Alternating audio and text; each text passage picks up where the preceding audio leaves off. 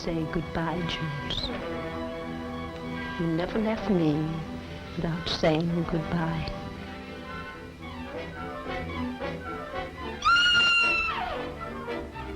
No clues, no fingerprints, no motive, nothing. But surely if a man was choked to death, there would be imprints on his throat. Why in the world do you stay in this place?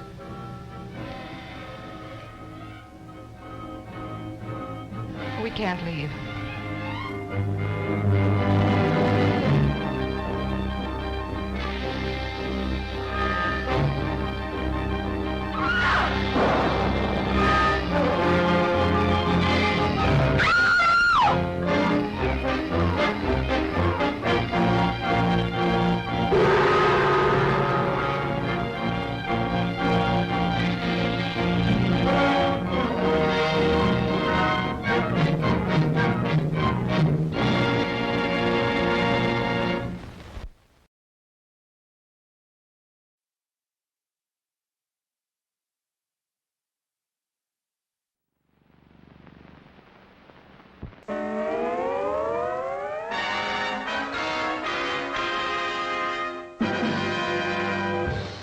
I just learned a secret. It's a honey. It's a pip. But the enemy is listening, so I'll never let it slip. 'Cause when I learn a secret, boy, I zipper up my lip. Now, the military secret that I carry in my brain, I keep in safe deposit with a padlock and chain. You bet I got a secret. Oh, and I bet we find it out. The soldier's got a secret, but I bet we find it out. Hello, Ma. I got a secret. I can only drop a tip. Don't breathe a word to no one, but I'm going on a trip. Shh! Don't breathe a word to no one, but he's going on a trip. Hey, give me some magazines to read for when I'm on the ship. Don't breathe a word to no one, but he's going to go by ship. It's a cinch to keep a secret if a fella just takes care. He's sailing on a troop ship. Now we got to find out where. I'm a sound and silent soldier, just as steady as a rock. Here's to my little secret with its chain and padlock.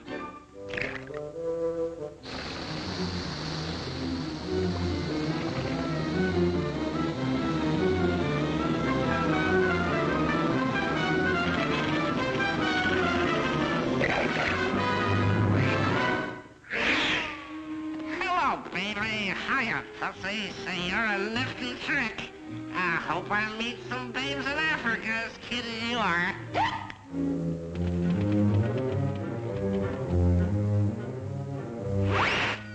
This message is important. I must fly it double quick. It's been a wonderful evening, and I'd like to stay some more. But I gotta get a move on now. I sail at 4:30. He's got to get a move on now. He sails at 4:30. Hey, the troop ship bound for Africa pulls out at 4:30. Calling all Wolfpack!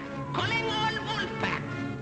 The transport ship for Africa pulls out at 4:30. Hail!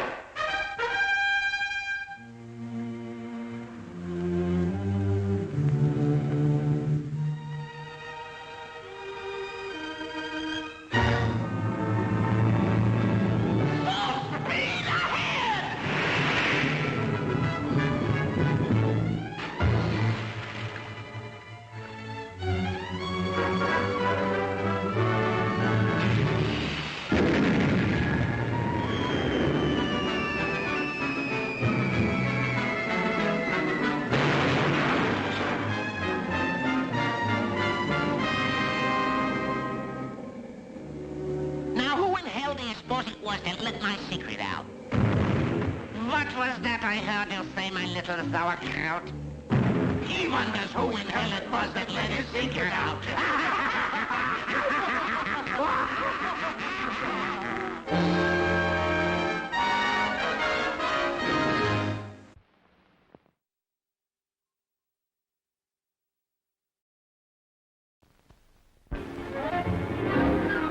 The city of the dead.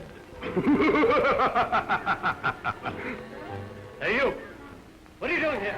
Now you see him. Now you don't. Hold your breath and save your laughs when Bela Lugosi, that master of horror, meets those gloom-busting East Side kids. Even a respectable ghost gets a nervous breakdown. It says here that in the night he prowls about seeking new victims, and in the daytime he sleeps in a coffin. Well, let's wait till daytime, huh? We ain't waiting for nothing. We're going right now. Go ahead, open it. Oh, you open it. Maybe it ain't supposed to be open till Christmas. Who are you? You don't remember me. But 20 years ago in this very house, you scared the health out of me. No!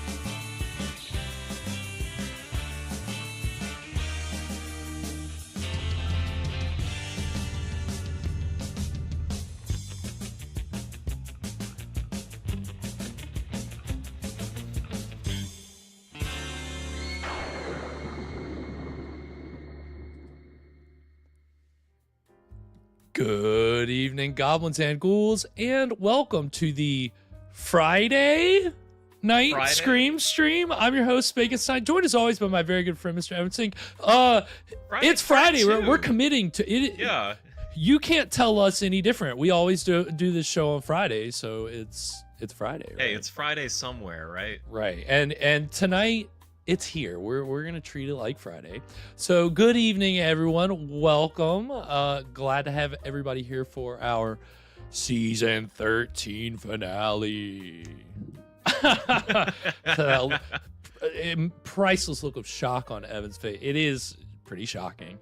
So we're happy that everybody can join us tonight for that. I mean, again, our good friends Alana, James, Drunk Review, of course, JK, William, Scott, Thomas, let's anybody, Sally, and I know our hopefully some more of our good friends will trickle in.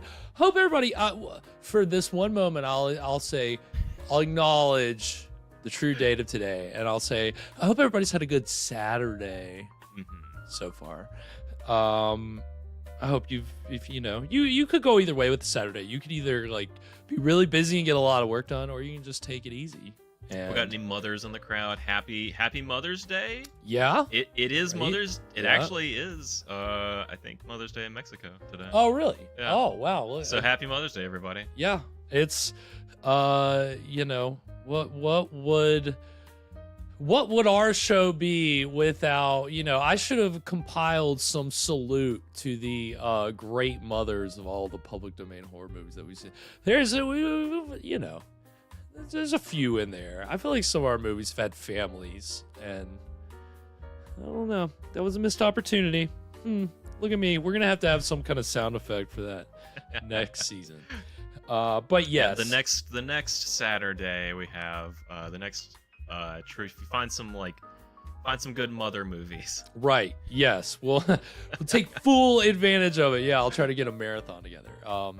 And JEC just hopped in the chat. Welcome, JEC. Again, it's we had a little scheduling swap. So we did our movie marathon Friday, and now we're doing the live stream tonight. We did have some technical difficulties last night with the shockers, and so fingers crossed that maybe it was a good idea that we switched. Yeah, it actually ended up being a blessing, because if that would have happened during the live stream, it would have. We would have had. We've got any like really long time viewers who remember the days where we were plagued, absolutely plagued by technical difficulties. Gremlins. Yes, that's right. How could I forget the Gremlins, right? And they're not totally gone. We occasionally run into some Gremlins here and there. This show used to be completely staffed by Gremlins. Right. It was chaos behind the scenes. But hey, you don't get to 130 movies without dealing with a few Gremlins, and because that's what tonight is, 130-ish. I think probably a little more than that. Some are kind of unofficial, but it's a lot of movies. So it's it's cause for celebration. Ring the bells. We're certainly going to be doing that tonight. And we, as we always do with our season finales, we celebrate with who I always refer to, of course, as the patron saint of our show. Kind of is. He really is, because we've seen so many of his movies. And that is, of course, Mr. Bela Lugosi. Really the backbone of this show. Kind of our bread and butter. You ain't lying. And I'm finally celebrating the occasion properly with a Lugosi shirt. Look at that. Courtesy of good friend Alana. When she sent over our Scream Stream shirts, she included this because she knew I was at a deficit. This was like, how did I not have a Lugosi shirt in my horror wardrobe? Well, now I do. Thank you, Alana. Thank you, Alana. It's sick. Love it.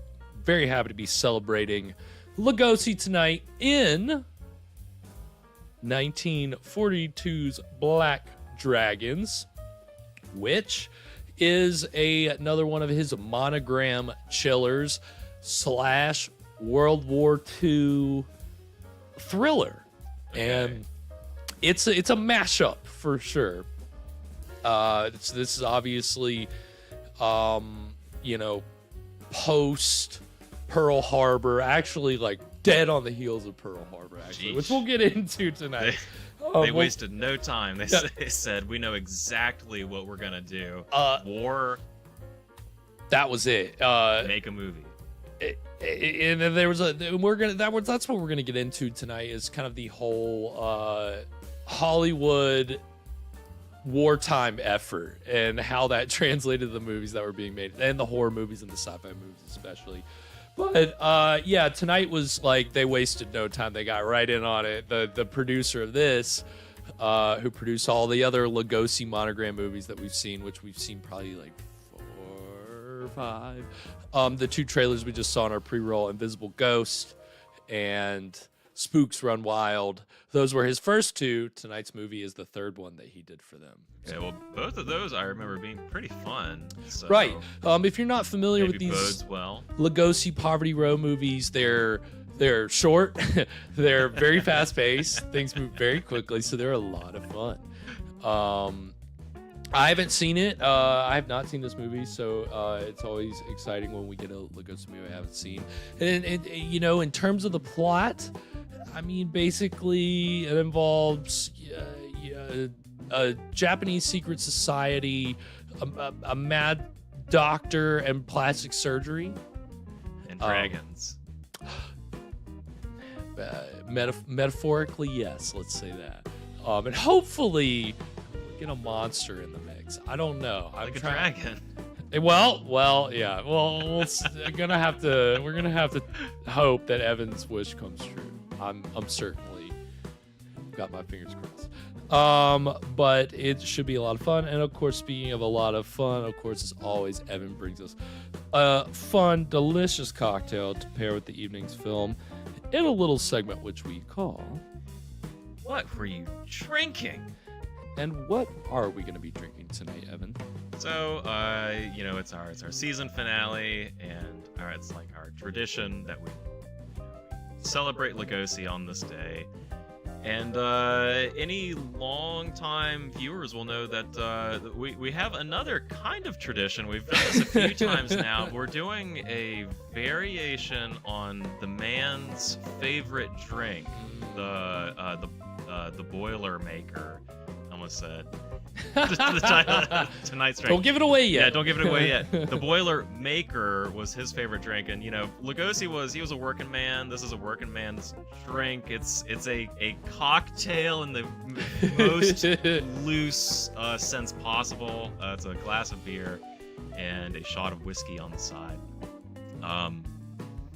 So we've done a few different kind of things with that. We've had some fun messes we've made with this recipe before. Big time.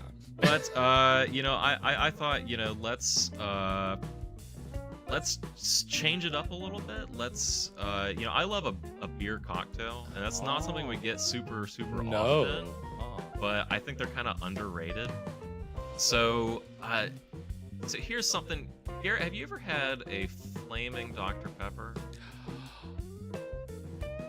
I don't think I have. You know, I never have either, and I you know, it seems crazy to me. Just the, you know, you mix together it's beer, amaretto, and rum, and it tastes like Dr. Pepper. Allegedly, I wouldn't know. So I thought, hey, let's try that. We're gonna do a strawberry kind of twist on the Dr. Pepper, and you know, they make strawberry Dr. Pepper nowadays. Yeah. So it's not even that okay. weird, you know? I did not know that. Man, strawberries are like in season right now here, and I've been on such a strawberry kick. Fresh strawberries are delicious. Chef's kiss. So what we have tonight, what we're making, is something I'm calling the Boiler Breaker. So it's beer, amaretto, and strawberry liqueur, which they don't. It's a little hard to find strawberry liqueur. You might have to get a little creative. I've got. Were you able to find? I strawberry? Was. The only thing I could find was Malibu strawberry. Like, I combed over the whole store, and that was just kind of my best option. Yeah. But it's rum with strawberry liqueur. So really, you know, I took out the rum to put I took out the rum to put it back in. kind of all evens out. Anyway, Right. We are going to give this a try. And welcome, Scott. Hopping in the chat. Hope you're doing well on this Saturday. And yeah, I don't know where. I mean, Sears will. Alana usually does a pretty good job of summoning him. So, you know, Alana, use your powers and see if you can get Sears in here, and then we'll see if Kathy can also get a sixth sense and join us. But yeah, this looks. I mean, you know, I'm open to a beer cocktail. I can't say I've had many beer cocktails, but I'm There's a I like few beer and I like interesting cocktails. things you can do with them. They're kind of I feel underutilized. You ever had like a Radler? Those are good. A Shandy. Yeah. Oh my gosh. All Oh, right. So we've Lugosi. got so this one, you know, this is for Lugosi. I like to think he's looking up or down at us from horror heaven and saying, "Go boys." Go boys. Keep up my legacy. And that's what we're doing tonight. So here we go. This is the Boiler Breaker. Hey, what do you do for it? You do the shot? I don't know. and Do you then- think he just drank the whole thing, or do you think he just kind of enjoyed it? Like sip? Do you see him as more of a shooter or a sipper? That's actually a great Chat. question. Chat. What do you guys think? What do you think, Lugosi? How do you think he would have enjoyed his Boiler Breaker? Would he savor it, or would he just, go all in? I don't know. I mean, what I need to make a decision. Or what are you gonna do? Are you gonna? I'm just gonna go. You're just gonna go for it. This one's for Bela. Oh, all right. All Hey, right. I hear you. Cheers, everybody. Everybody said sipper. Sipper, shoot it.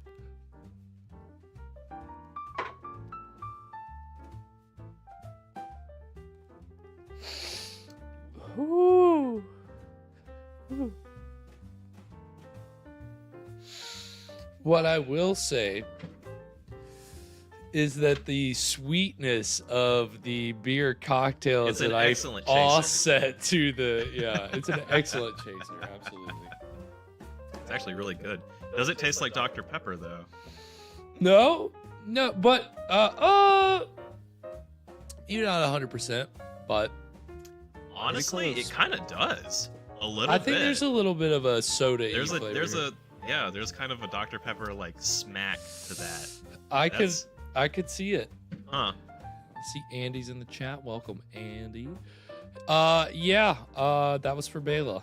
And I mean, the man's favorite drink. It is confirmed. We do know this. We in previous episodes have I think it was some correspondence with Ed Wood.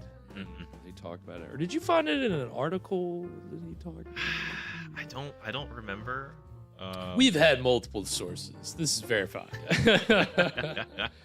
But that's pretty good. I mean, that beer cocktail is going to be nice to enjoy.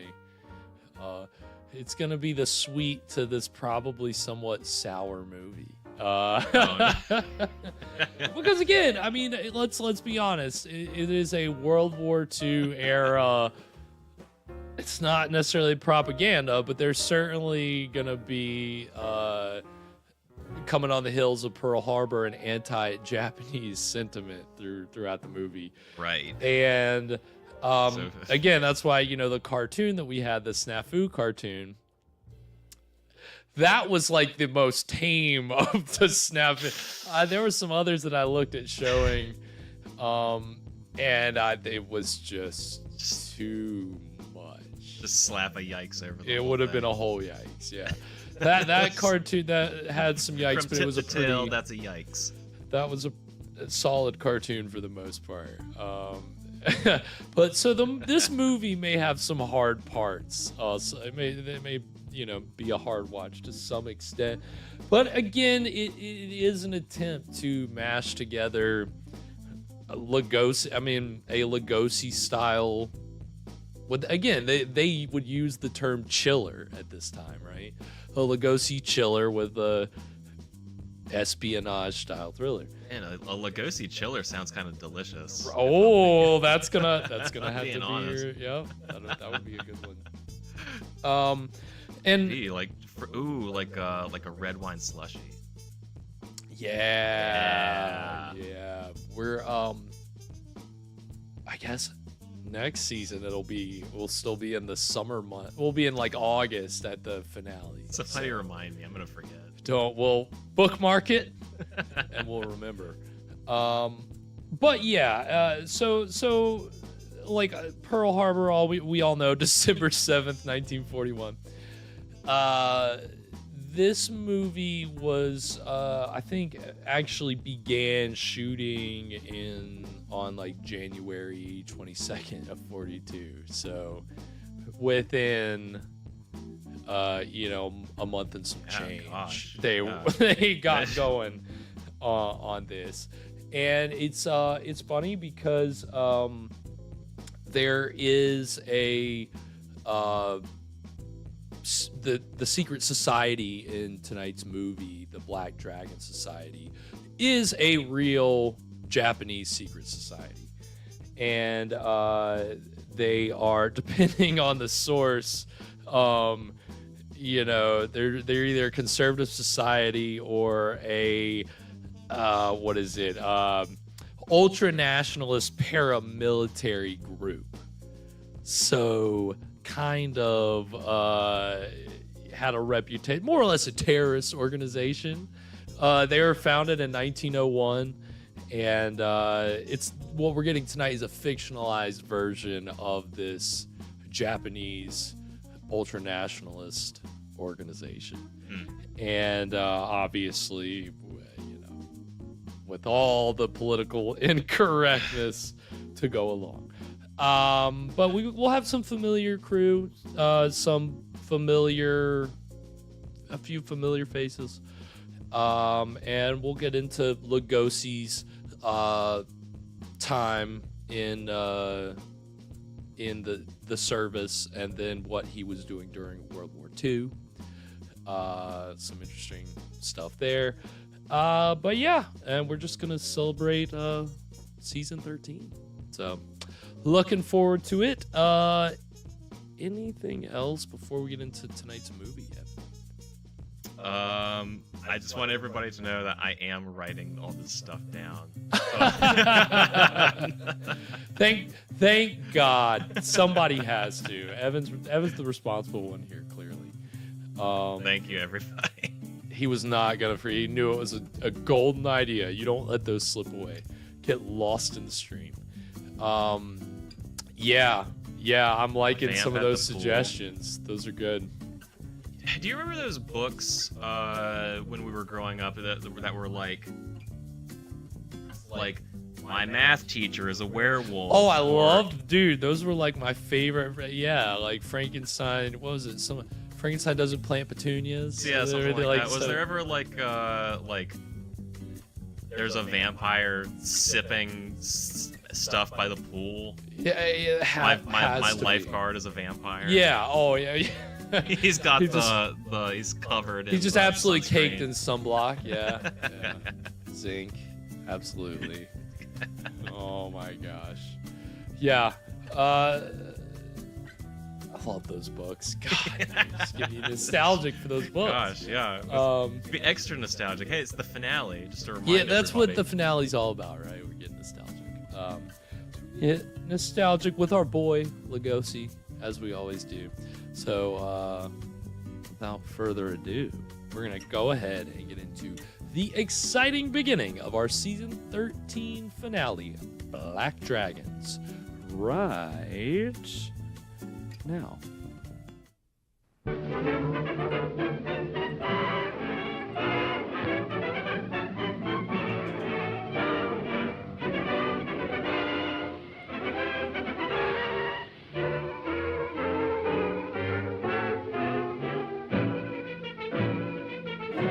And, same crew, like a lot of the same people that did all of Lugosi's other modern movies. Any familiar names here? Yeah, well, Robert Fraser, we've seen him, I guess, a couple times. Yeah, a handful of times. He was in White Zombie with Lugosi. He was the guy that hired Lugosi. And then he was in The Vampire Bat. He was the assistant that was being hypnotized. Spoiler alert, if you haven't seen The Vampire Bat. Oh, heck yeah.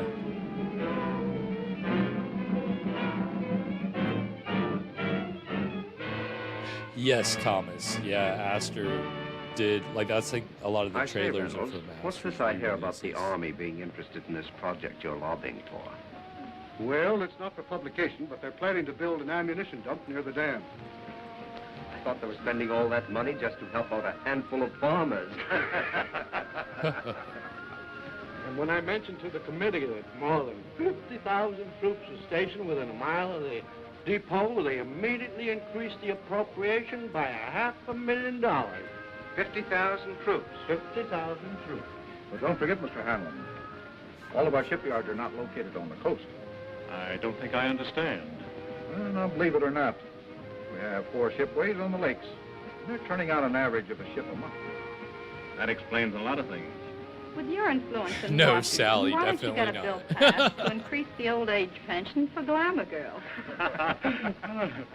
Oh, now listen here, girlie. We're not following this precarious occupation for love.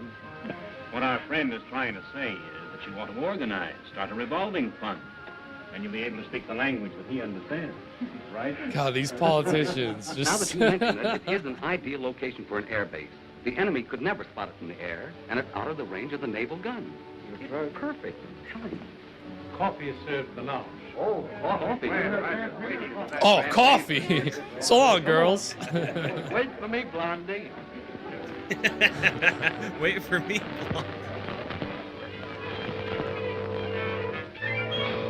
Fifth column activity.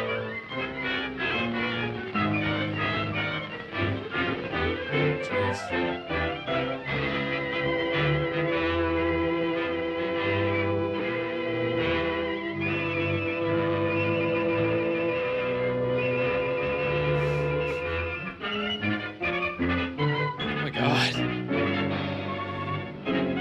Disasters left and right.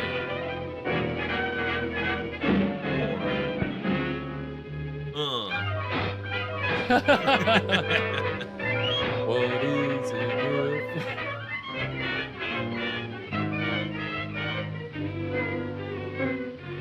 Well, gentlemen, if you ask me, I would say this has been a most successful day. Well, it has for me. All in one day? Wow, that strike until busy the project day. has eaten up more of the appropriation. But, gentlemen, since war has been declared, we've learned one lesson. We must proceed cautiously. I think we should make This is a plans to one slip into take. some neutral We're country only before the doing this Intelligence once. Bureau gets after us. Perhaps when the war hysteria dies Nobody down, they will noticed. become more lax. These Americans are like children. They forget quickly the fire that burnt their fingers. Well, Doctor, you've actually found a very efficient method of prosecuting our war of nerves. No. I'm not going to accept all credit. These gentlemen have insisted. We could destroy more ammunition plants before we have to leave. That last operation of yours, carried out with such finesse, beautiful. Batman or the Lone Ranger?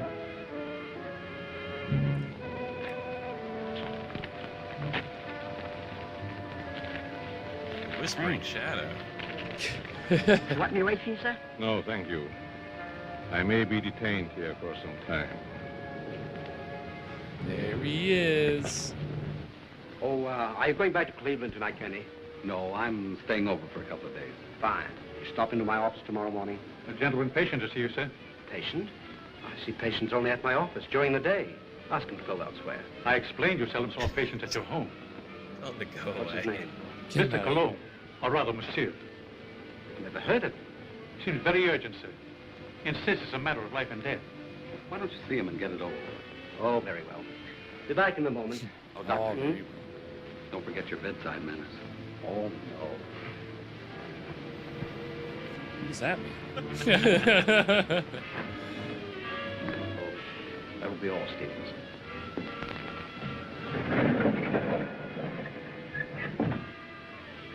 Dr. Sanders? That's right. But I'm not in the habit of receiving patients in my home, especially at night. I have come a long way to see you. Plenty of other good doctors. I'm a very sick man. Sit down, please. Sick? You look very, very strong, very steely-eyed.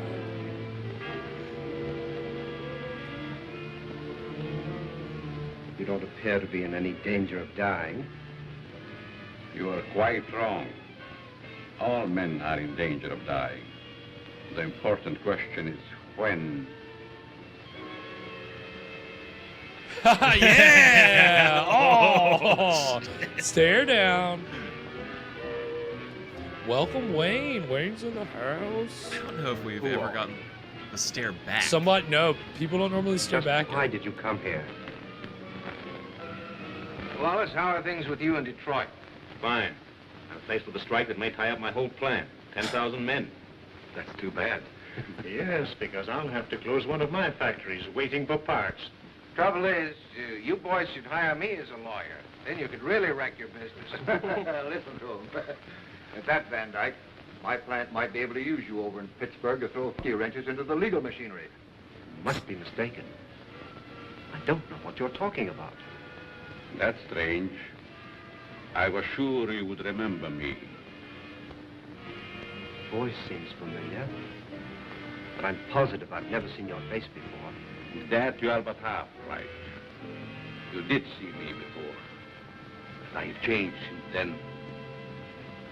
Just as you have. Jeez. He looks very imposing. Heavy jacket. What did he do?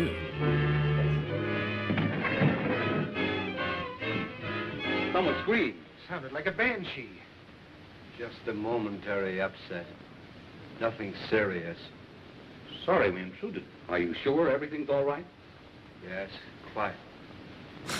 Gentlemen, please accept my apology. I shall be detained longer than I anticipated. But in that case, I think we can go. Good night. Good night. Good night. Good night.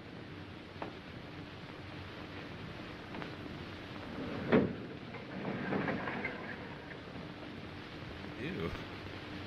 I don't know. It looked like he shot him up with a needle.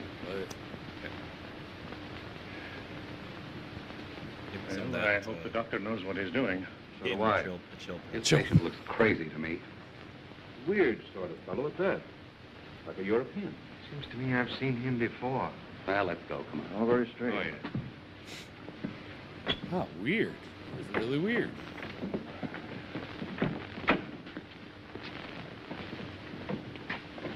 Can't we drop you someplace, Kearney? No, thank you. I Yeah, haven't. Peter Lorre definitely is up there with. Anytime any of those two of those guys are together or more, it's a good time.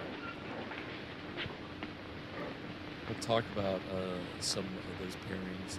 And be sure the that your first part of this servant understands the instructions I have given you.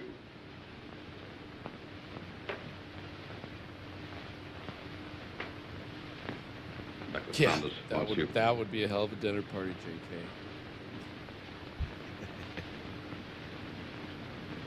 You may prepare the guest room for Monsieur Galland.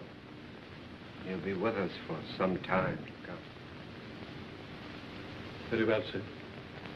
Yeah, Thomas, I believe later on Monogram was trying to have some higher quality movies, and I think Dillinger is one of those. Don't know if that's some of their later movies are not public domain. Like some of the ones Lugosi made for them are not. We won't get to watch them. What are you doing in my cab? I thought perhaps you're going in my direction. Well, I'm not going in your direction. Mr. Kearney, are you quite sure you know in what direction you're really going? Why, of course I know. This guy's so deep. Incidentally, how did you learn my name? Hey. You heard I called you Toko Nitobi?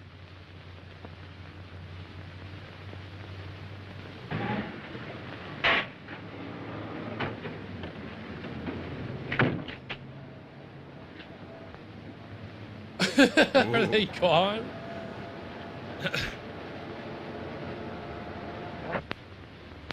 Oh, that's a nice shot of the Capitol. Uh-oh.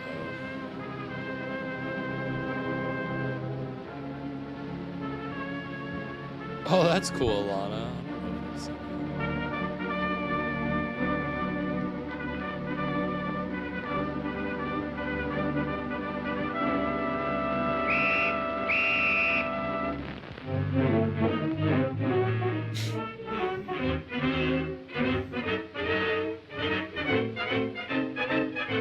Okay.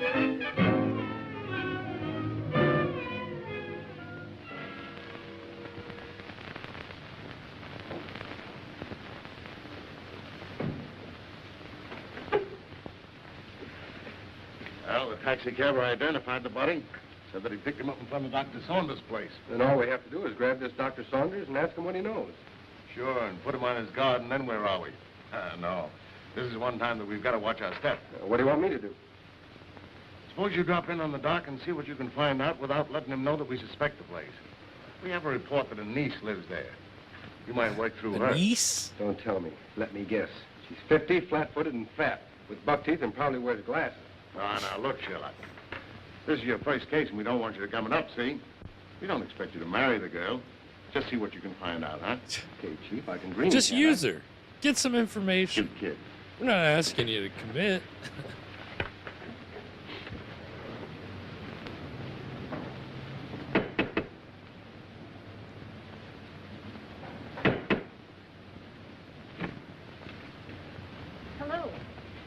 You're Stevens, aren't you? I'm Alice Saunders. How do you do, Miss Alice? Won't you step in, please? Thank you.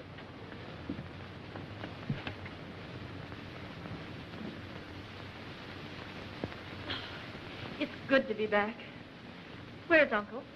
He's not very well this morning. He's still in bed. I wouldn't disturb him just yet. So sorry. Is it anything serious? Well, I don't know, miss. He took ill last night after a dinner party. Oh, dear. Everything looks just the same. Anything new? Only myself, I'm afraid, miss. What? What does that mean?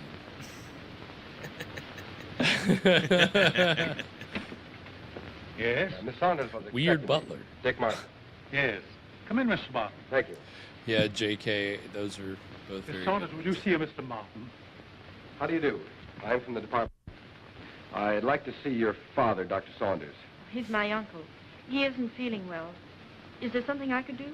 Why, yes. Your uncle gave a dinner party here last night. Do you know who his guests were? I just arrived myself. Maybe Stevens could tell you. Stevens, was there a man by the name of Kearney here last night? Yes, sir. Do you know anything about him? No. If you could tell me what this is all about, maybe I could help. Well, you see, the police found the body of Kearney last night. He was either murdered or committed suicide. Oh, how awful.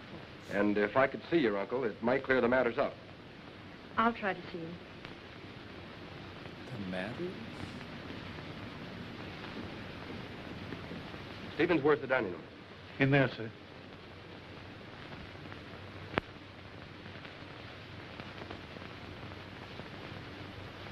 Uncle Bill? Hmm? It's definitely the butler, for sure.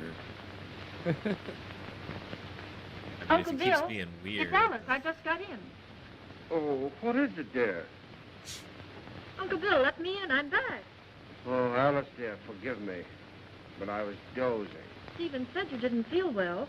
No, nothing serious. Nerves, that's all. I've decided to remain in my room for a long rest. But I'm so glad you're back, dear. Can't I come in for a moment? I have so much to tell you. It's been so many years since I've seen you. Oh, I'm sorry, dear. Isn't there something I can do for you? Boo! Nothing, sir. Rather, a very old friend of your uncle's, Monsieur Cologne. I'm Alice, his niece. Greetings. You're very sweet. And a beautiful young woman. You'll excuse me.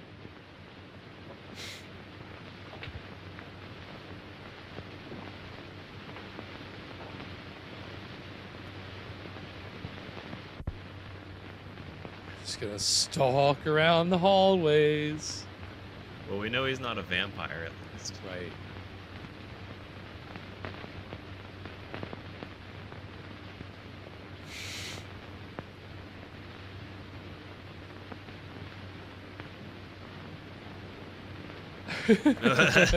What's your first name? Richard, but you can call me Dick. Oh, Dick. This is Monsieur Cologne. He's an old friend of Uncle Bill's. Dick Martin. How do you do? It's a pleasure. The Were you here Dick at the Martin. dinner party last night? No, I came later. Do you know a Mr. Kearney? Kearney? I'm afraid not. Is there something wrong? Just a slight case of murder. That's too bad. Can I help in any way? Nope. Excuse me.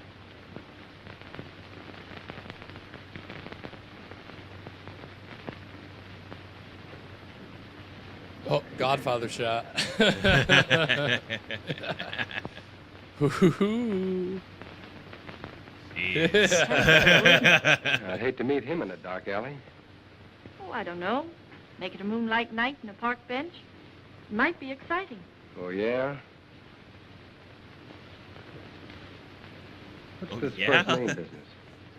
Well, I didn't know him any better than you did. How long has he lived here?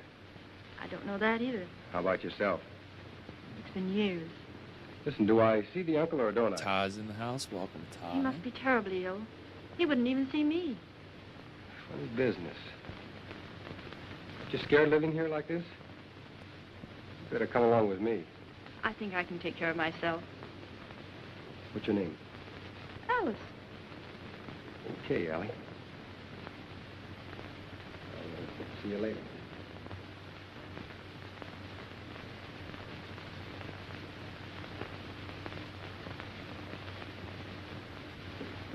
Very forward.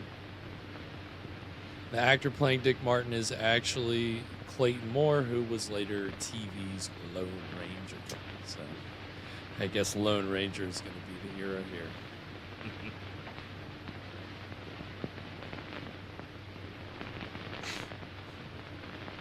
Boogity boogity boo.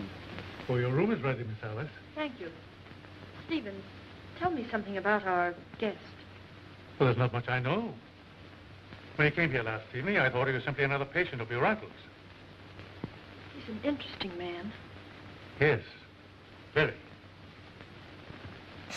Dot, dot, dot. And that is gonna take us to our first break.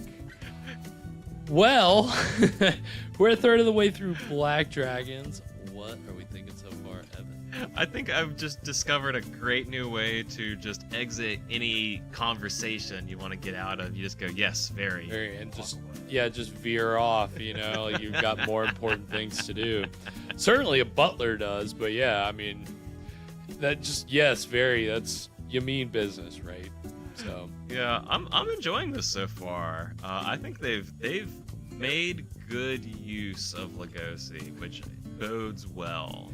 It's funny because for Monogram standards, it's like how they make use of Lugosi, and it like the worry when you're trying to shoehorn horror elements with like war. It's like, is Lugosi gonna be around enough to be able to do what you expect from him in these movies, which is to stalk around and to see close-ups of his eyes, right? You always get those. And so they're using him correctly. Just Dracula. Right, exactly. But it's funny because the director of tonight's film, William Nye, Bill Nye, no. Bill Nye, the movie guy. Bill Nye, no. William Nye, the director, he had directed Lugosi before in a film called The Mysterious Mr. Wong, which Lugosi played Mr. Wong in yellow face makeup, very bad. But it was apparently supposed to be kind of a parody comedy kind of a thing.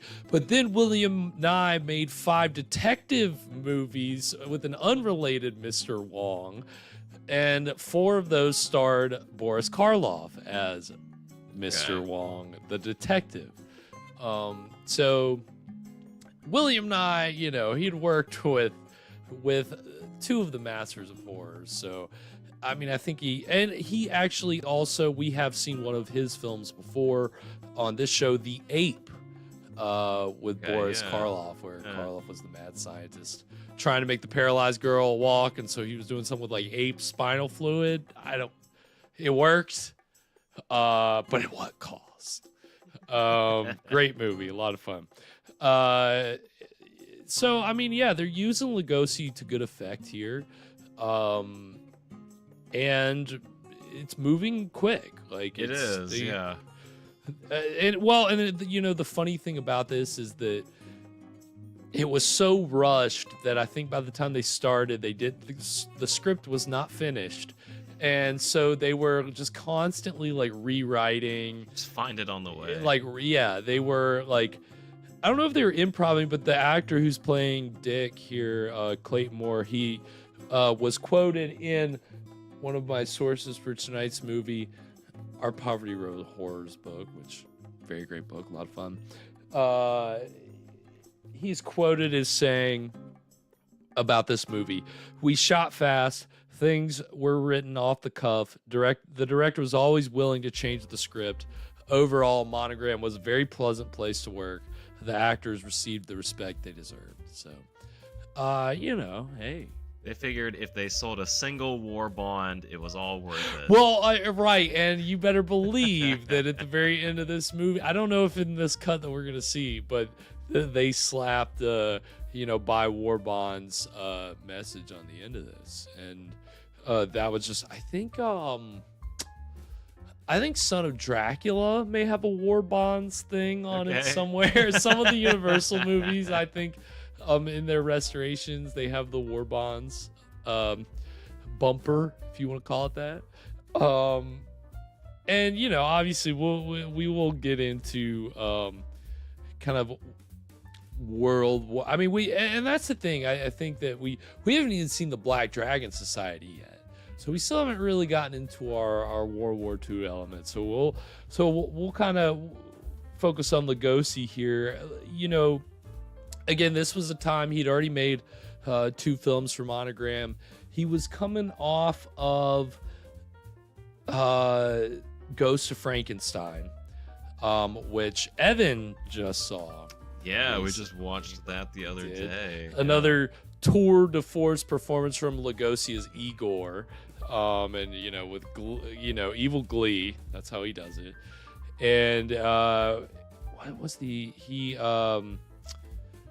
there was the Wolfman. He actually had done in between his last Monogram movie and tonight's film, and Evan hasn't seen the Wolfman yet.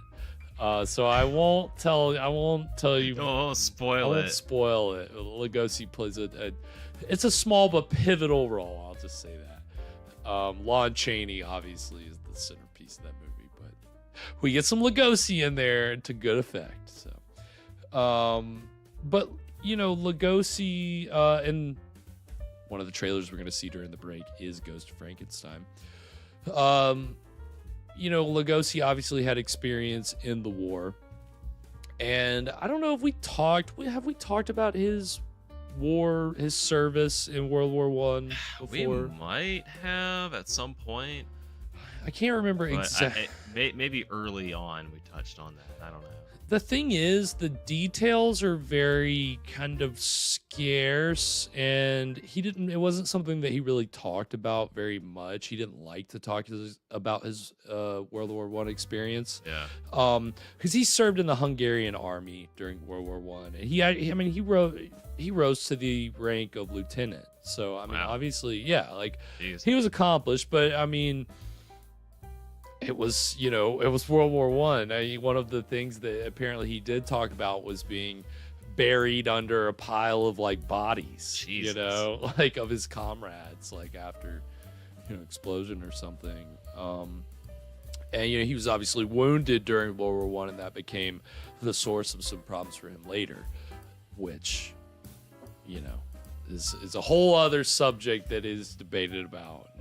We won't get into it too much, but apparently during the filming of The Black Cat, he opened up a little more in The Black Cat 1934, not The Black Cat 1940, which he was also in, which is not that film pales in comparison to The Black Cat 34.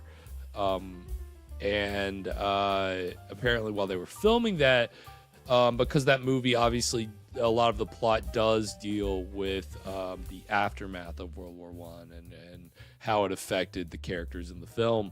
And so Lugosi, I guess, that affected him and caused him to kind of talk about some things. Apparently, he said that he was a hangman. A hangman, and that he the experience of killing left him feeling thrilled and guilty. So wait, what? Yeah, right. Again, I read a couple articles about that. I did not check to see what their source was.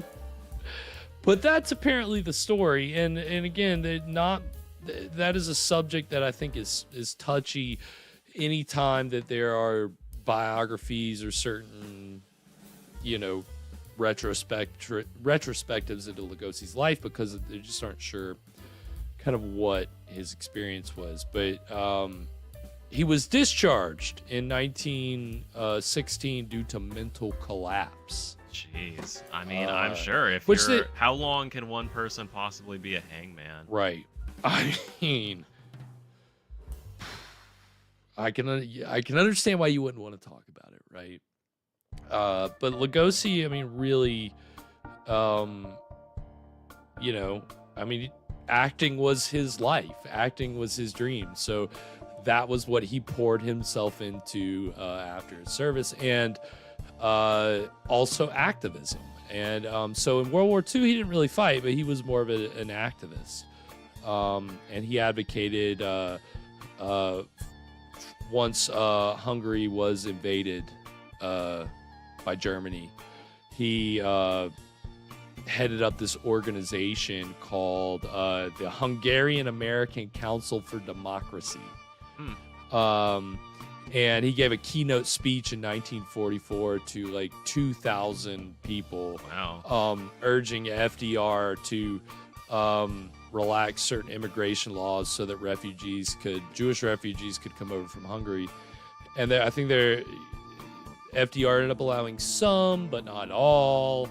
And but you know, that was obviously, it was important for Lugosi to you know, advocate for his, you know, people from his home country that were fleeing the Nazis. And you know, because he had to flee, which we'll talk more about after the break, but I mean, he had to flee his country after a revolution. And you know, unfortunately, his kind of activism would kind of cause issues with his career. And so we'll save all that for after the break. But we're going to get 3 trailers because, you know, these 1940s trailers are very short. Quick. Very quick. So we're going to get the trailer for The Ghost of Frankenstein. You know, it's funny because I put these together yesterday. And usually when I'm making them on the day, I can remember what trailers that I put in without writing it down. So I didn't write it down, and I'm forgetting what the other 2 trailers are. So it's a mystery. So it's a mystery, but it's 2 more Lugosi trailers. Yeah, I mean, you know, Lugosi, like, the man was very passionate about his country and his profession, and that's why we love him. That's why we love the guy. So we're gonna get these 3 Lugosi trailers, and then when we come back, we're gonna get into the exciting middle of Black Dragons. So stick around. We'll be right back.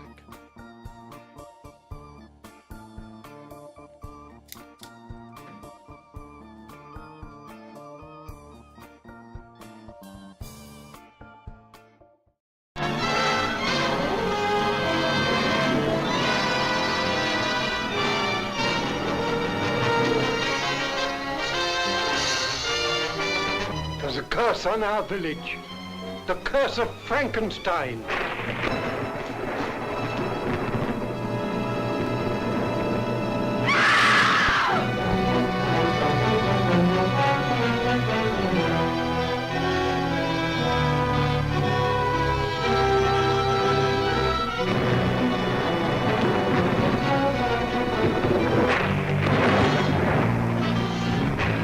Your father was Frankenstein. That your mother was the lightning. The most dreaded creation of man, the monster of Frankenstein, stalks again. Here is a story completely new. Here is drama completely strange, full of weird suspense. With this great cast, Sir Cedric Hardwicke, Lionel Atwill, Ralph Bellamy, Bela Lugosi, Evelyn Ankers, Lon Chaney, in the gripping tale of a monster the tomb cannot engulf, chains cannot hold. You're going to give him life? Yes. Not for the purposes that you think, Igor. I'm giving him another brain. Is that your shower, husband? Yeah.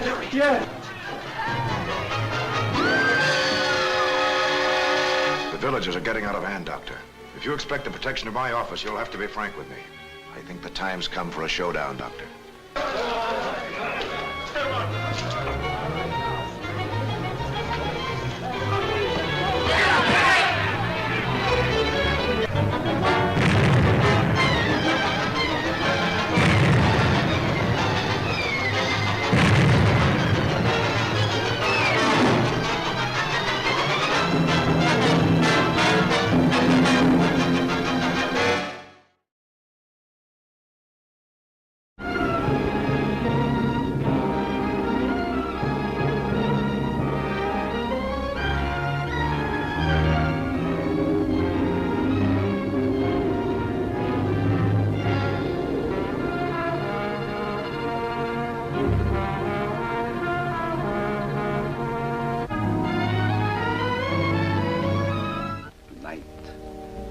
take Nikki away, her soul will wander through the night, and you will never find where her body rests. Nikki, come to me.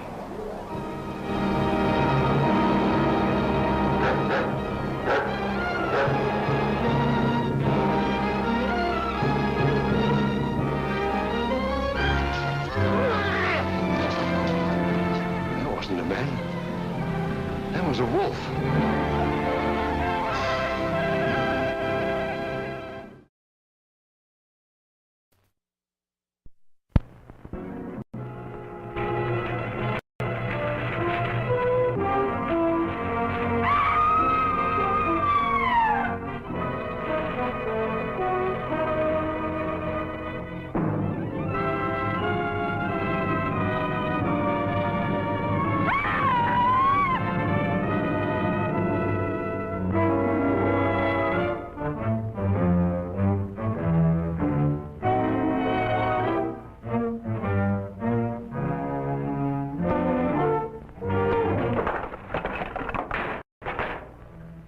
You're not unaware of my position in this house. Well, maybe you can tell us about it. I'm being kept a prisoner here against my will. I'm alone and friendless. They're trying to destroy my mind, Mr. Lee. By innuendo and indirection, they're trying to make me believe I've done something dreadful in the past. Perhaps I can explain, Mr. Lee. We don't believe there's anything wrong with Laura now. But we are sure something will happen to her mind if she continues to live under this strain. Just as I told you, they're behind it. Can't I make that clear to you? They spend all their time trying to terrify me.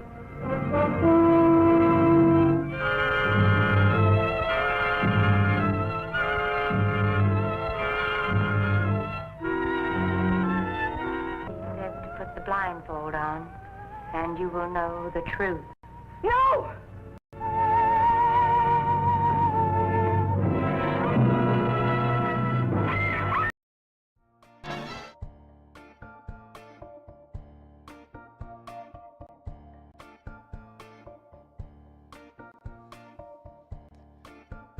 And we are back. So that was the trailers for The Ghost of Frankenstein, Return of the Vampire, and Scared to Death. How could you forget? How could I forget? And so those other two trailers, Return of the Vampire is actually one of the another World War II / horror movie hybrid, where they mix in Lugosi playing a vampire named Armand Tesla with war-torn England.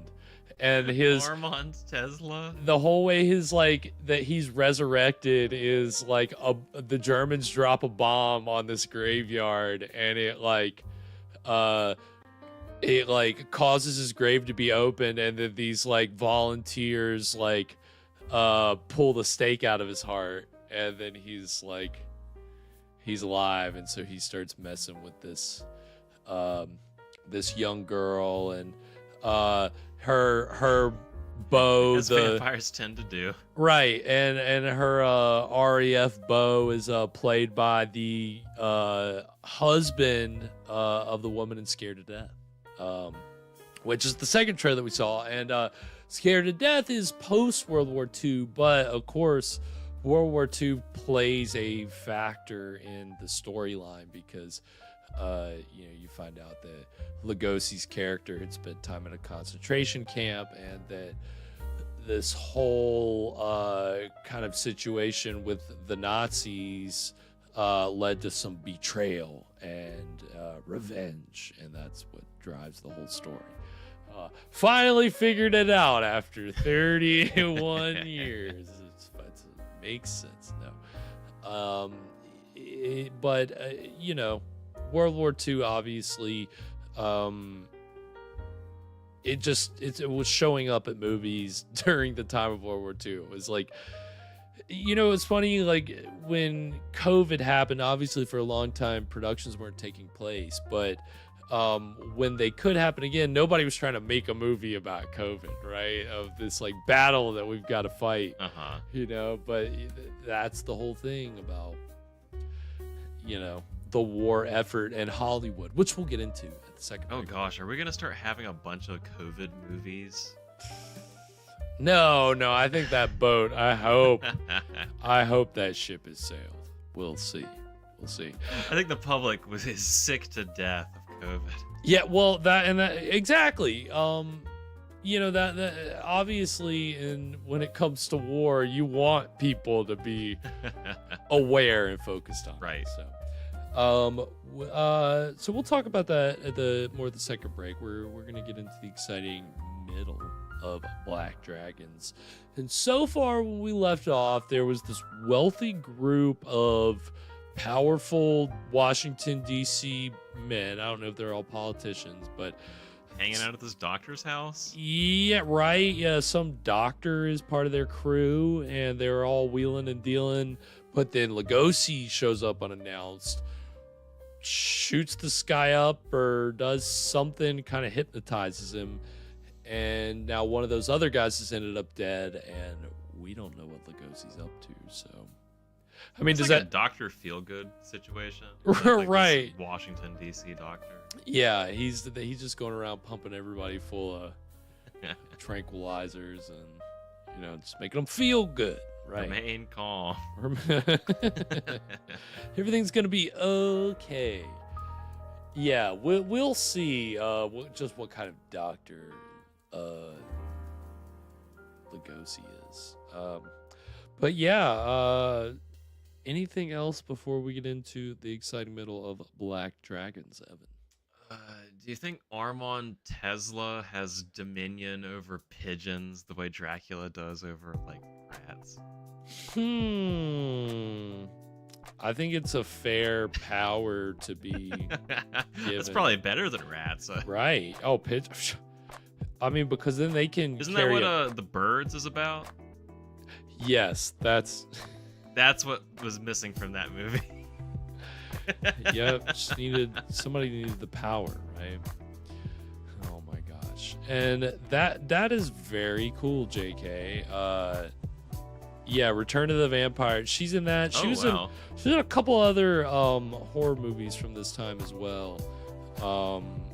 And there you go, JK. I mean, hey, that's man, I'm loving these stories tonight. Yeah, hey,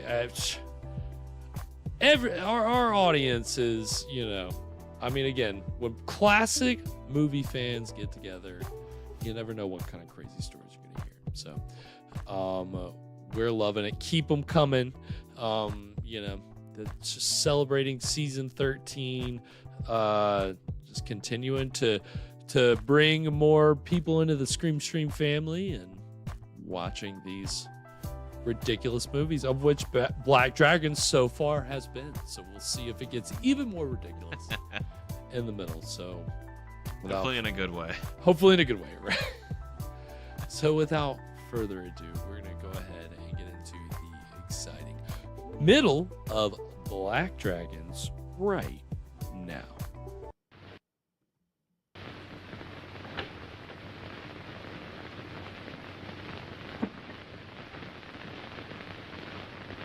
Immediately. He's not very well this morning, sir. He's still in bed. He'll see me. Tell him it's Wallace. Yes, sir.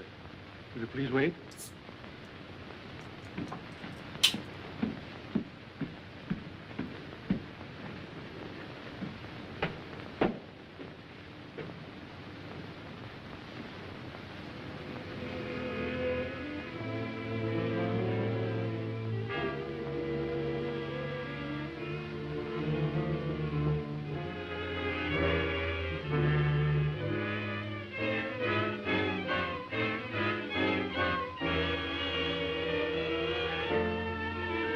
This is a dick, is it? Who is this guy?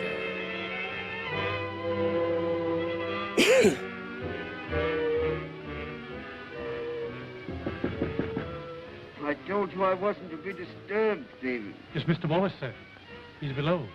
Please obey my orders.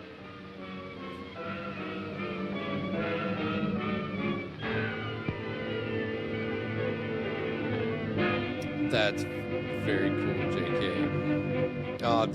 Looking forward to that. The beauty of being in LA, during the times of Vincent Price.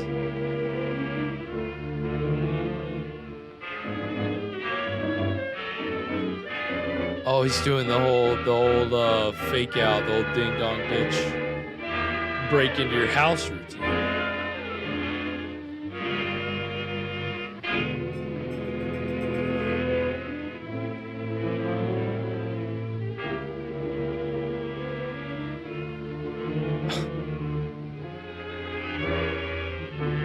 What is in this room?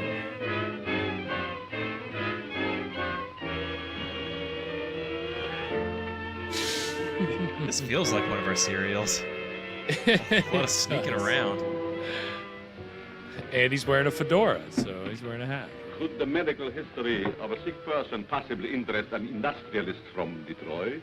You're the man who came here last night. As a patient, Mr. Wallace. As a patient. Nice going. Just on. Effortless.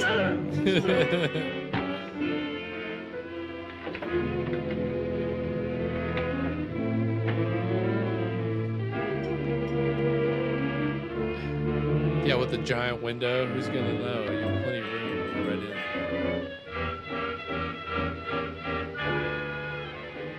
in. Yeah, a lot of that. I mean, that definitely competes for the wildest Is this room below mine? Yes, ma'am. classic Then it movie came from encounter.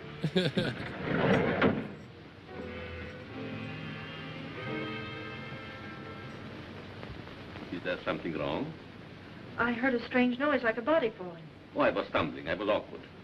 Yes, but there were gurgling sounds. Oh, I was humming.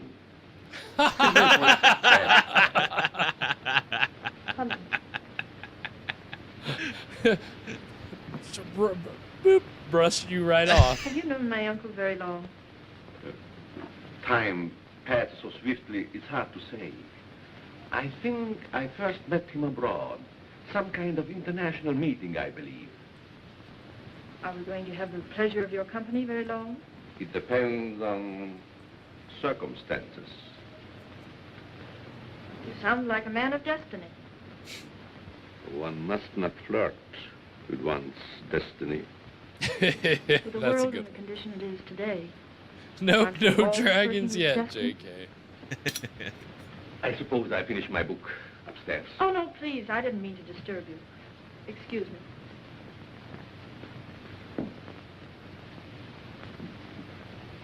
Yep, the dragons are in your mind.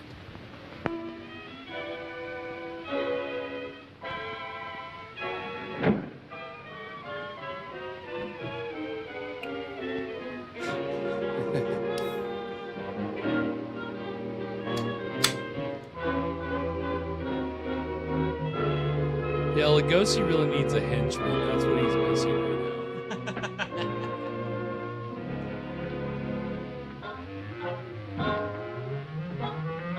I mean, where's Angelo Rosito in here, right?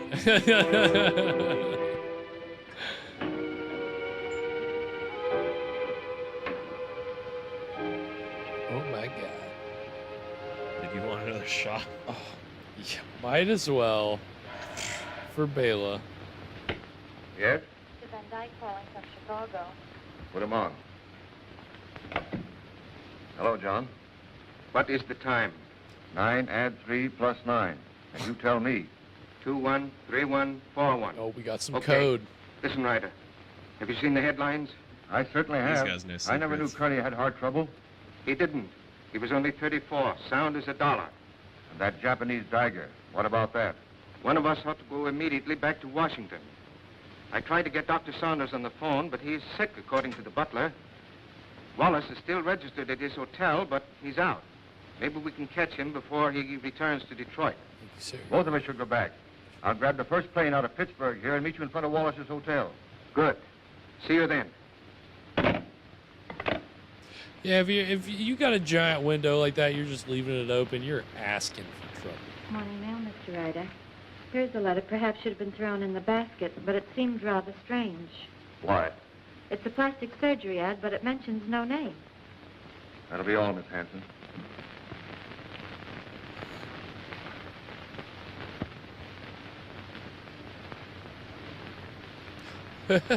Results?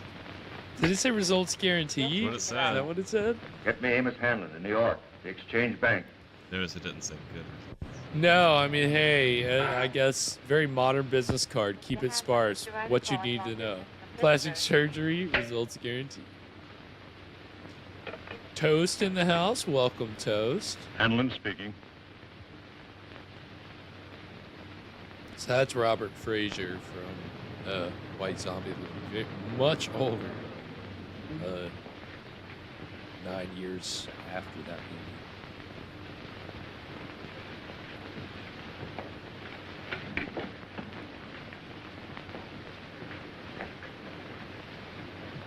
Mr. Philip Wallace, is he in? I think I saw him walk to the elevator a few moments ago.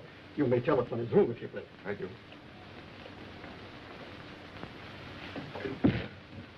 Mr. Wallace's room. Yes? Wallace, is that you? Who is it? Ryder. What time is it, Wallace? 9, add 3 plus 9, and you tell me...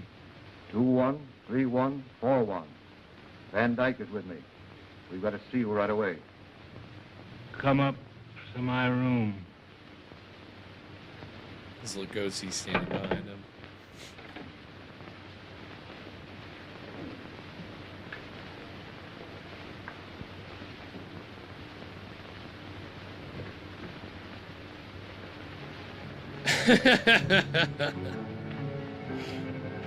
No. No.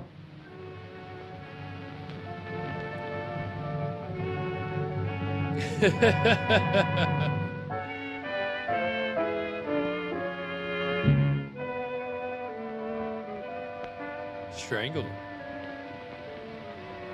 We're getting a decent body count here, I would say. Wallace.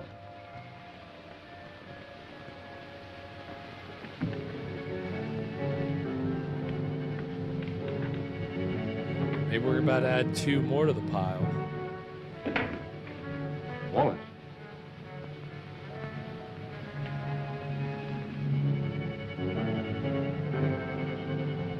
Wallace. Where could he be? Very obviously he isn't here. I'm going to try again to get Saunders. I want Dr. Saunders. National 6516. I want to talk to Dr. Saunders. I'm very sorry, but Dr. Saunders is still confined to his room. Don't bother. I just want to make sure he was there. Took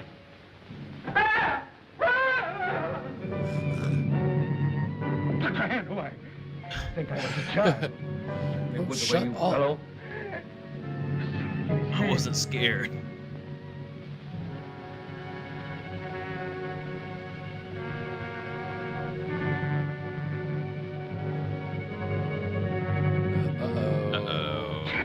Dagger. Now, Wallace.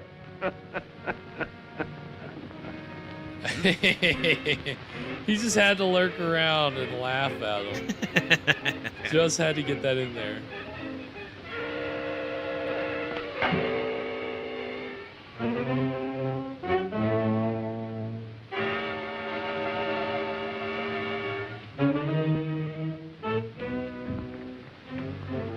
Is Lugosi gonna come through the window? Nothing in the hall. I'm going to call the police, you fool.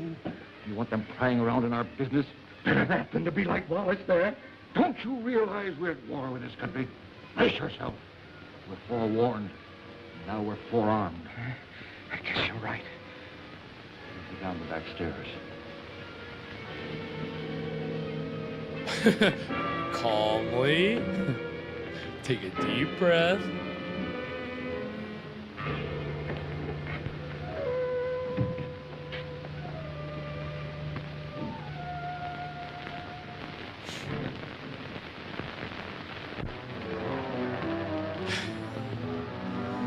I mean, the war. Yeah, JK, I was noticing they're definitely, like, it's a little more intricate than... Now look at this. Yeah. Look at that. What is this? We getting a monster? Some kind of, what is... Loving this.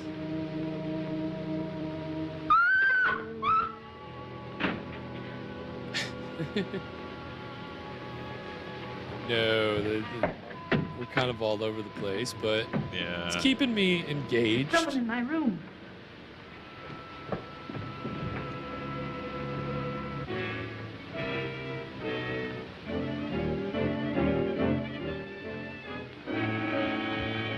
Oh, What is the matter with you?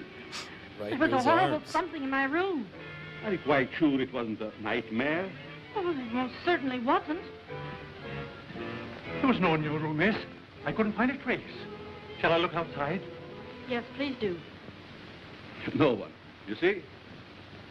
You think my eyes are playing tricks on me? When a young woman's nerves commence to give way, it is time she sought refuge in a strong man's arms. I just ran into yours. Mine might be dangerous.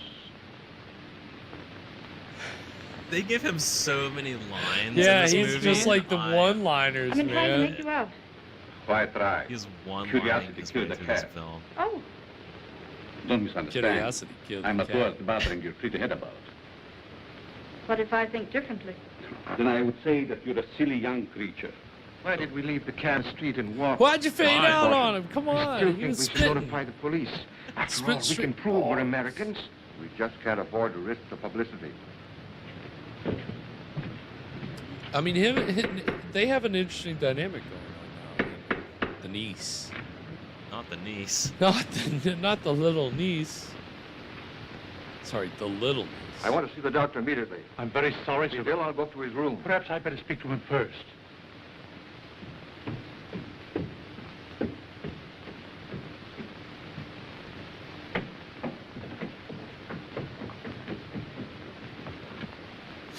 Hey. Which is his room? I won't need you.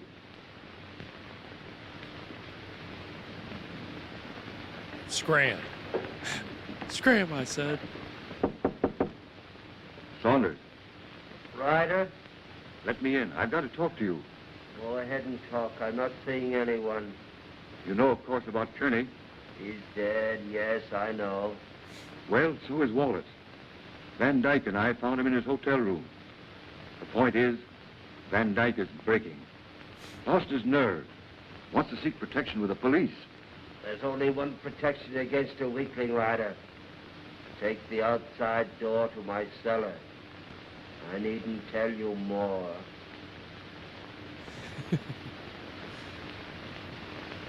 Oh, just even his expression when he's just doing whatever he's doing there. He's committing just with the face. It's amazing. All in Saunders the is going to meet us in face. the cellar. Wants to talk to us. I thought he was ill, confined to his room. Only a subterfuge. Like, look at those faces. Those are just faces. Lugosi. They're just regular faces. You can switch between about 10 to 15 different looks.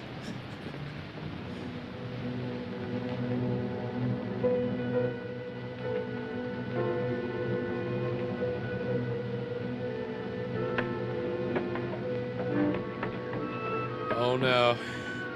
Don't look in the basement. Haven't you learned anything from the You movies? seem to know your way around, Ryder. I was down here once before.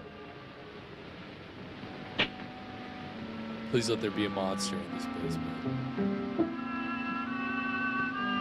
Alligators Maybe in the alligators, basement? Andy. Hell yeah. I have a strange feeling this is a trap.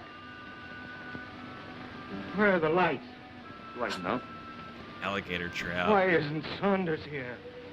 The important thing, you're here. Smug Weakling, look on Van his Dyke. face. We can't afford to take any chances with you. Yep, dragons. This is it.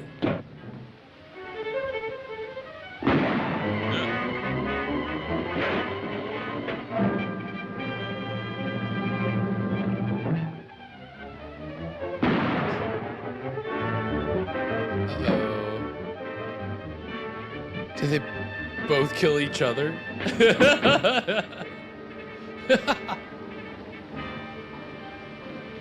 Womp womp. You were both very accommodating, Mr. Ryder. Thank you. Thank you. Good night. Oh, Lugosi's killing this. He's having so much fun.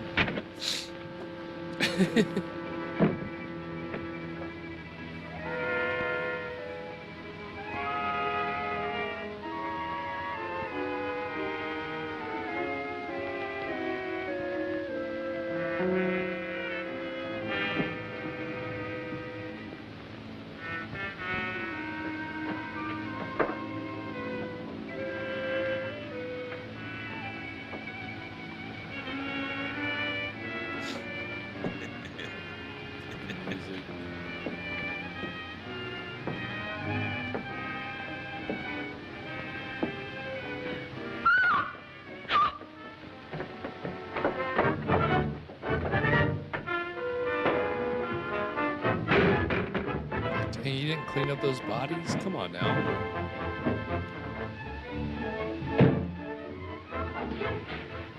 I don't know what it's all about, but I like it.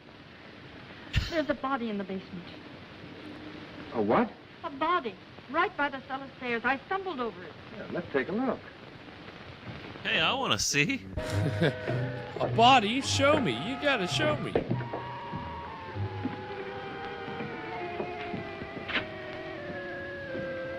Ew, that's so gross. Isn't there now?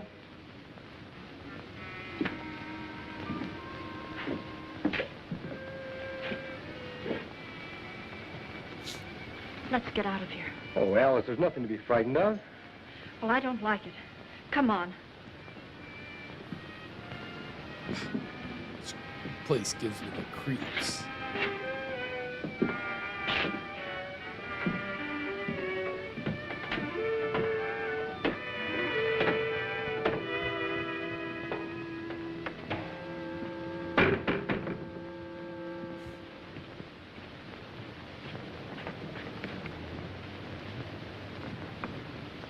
Wait, you're not letting the butler open the door? Are you crazy? I can't understand it. I know I stumbled over something.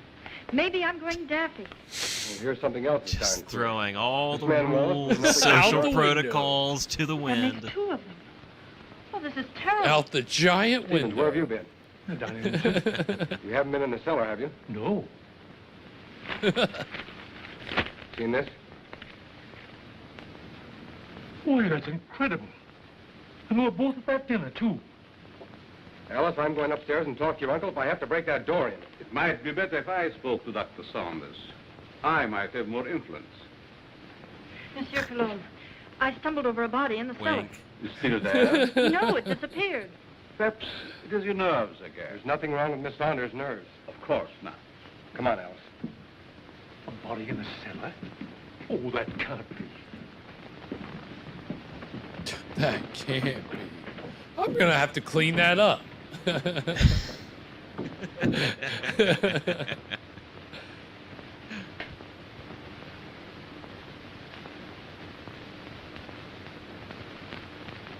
Cool. See that? I did. Uncle Bill! Uncle Bill! Uncle Bill, I have to see you. Something terrible has happened. I'm very tired, dear. Please don't disturb me. Is this Lugosi's version of Weekend at Bernie's? It's most unfortunate.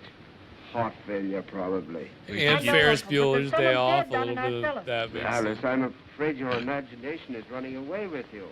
No, it isn't. Alice, I insist you allow no disturbance to be made. My own condition won't stand it. Matters are quite all right in the house. But, Uncle.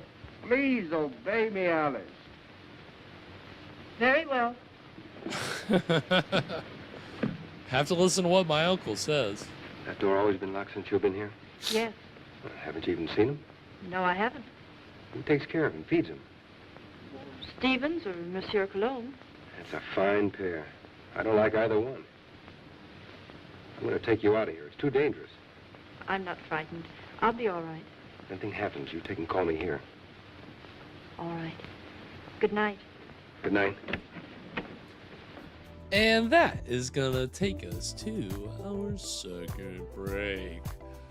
Well, we're 2/3 of the way through Black Dragons. What are we thinking so far, Evan? I think it's been summed up pretty well in the chat. You know, the lighting in this is really something to look at. Yeah, I was not expecting it to be.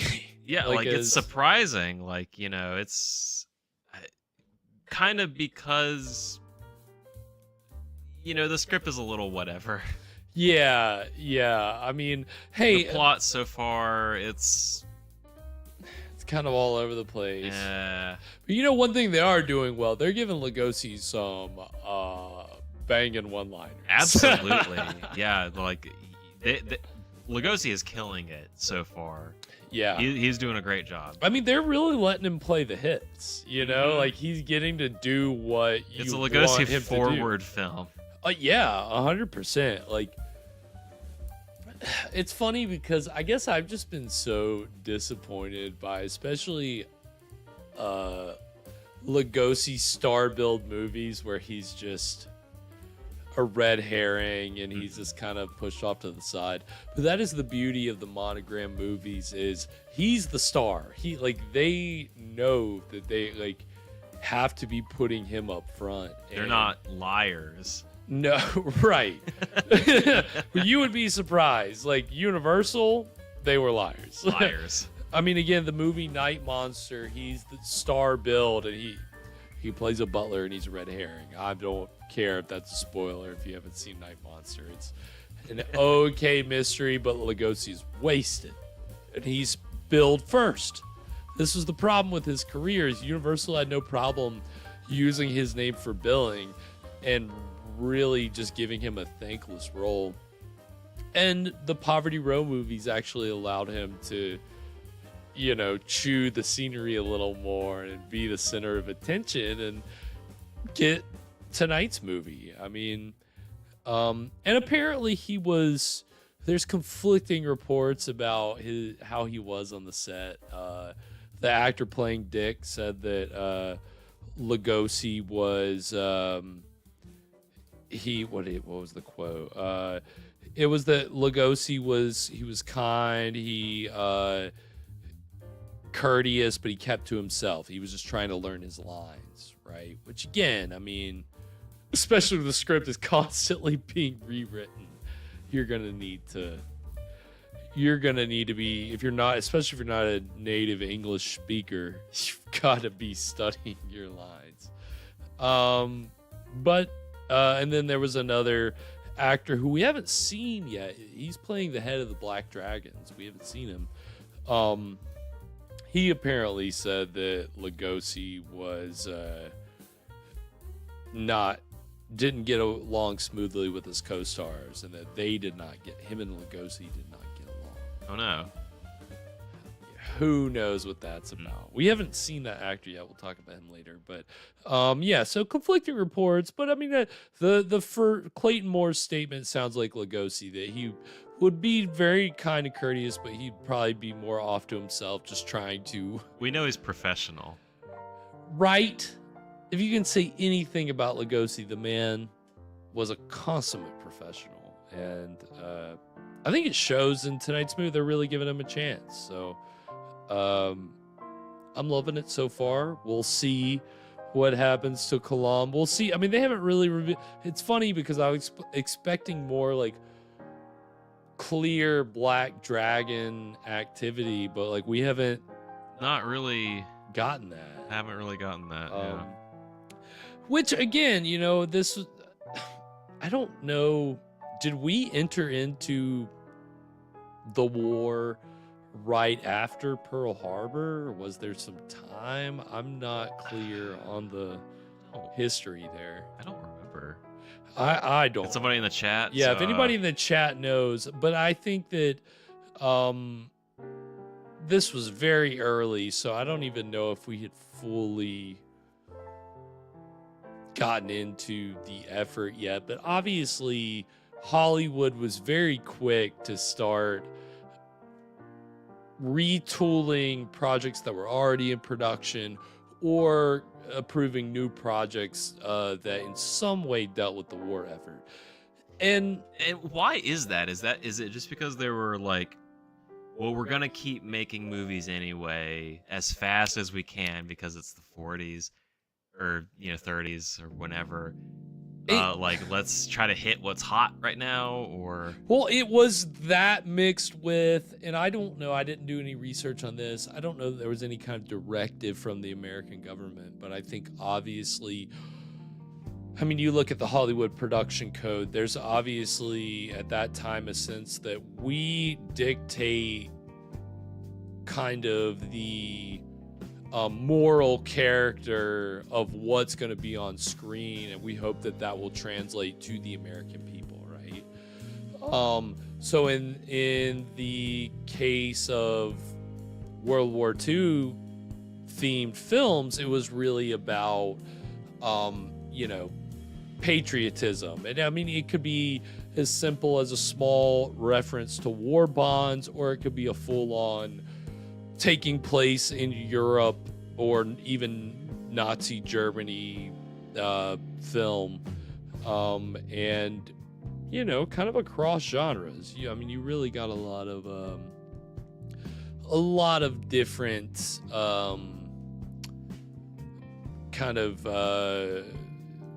different war-themed films, but horror was no different. I mean, again, to speak to Evan's point, like, horror had kind of become popular again after a few years of some downtime.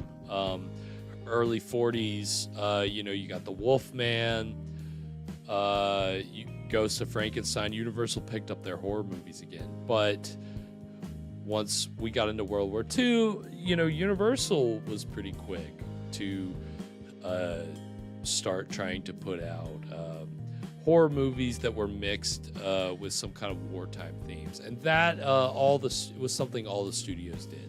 So those are the trailers that we're going to get during the break, are horror movies that were produced during wartime. So it's horror mixed with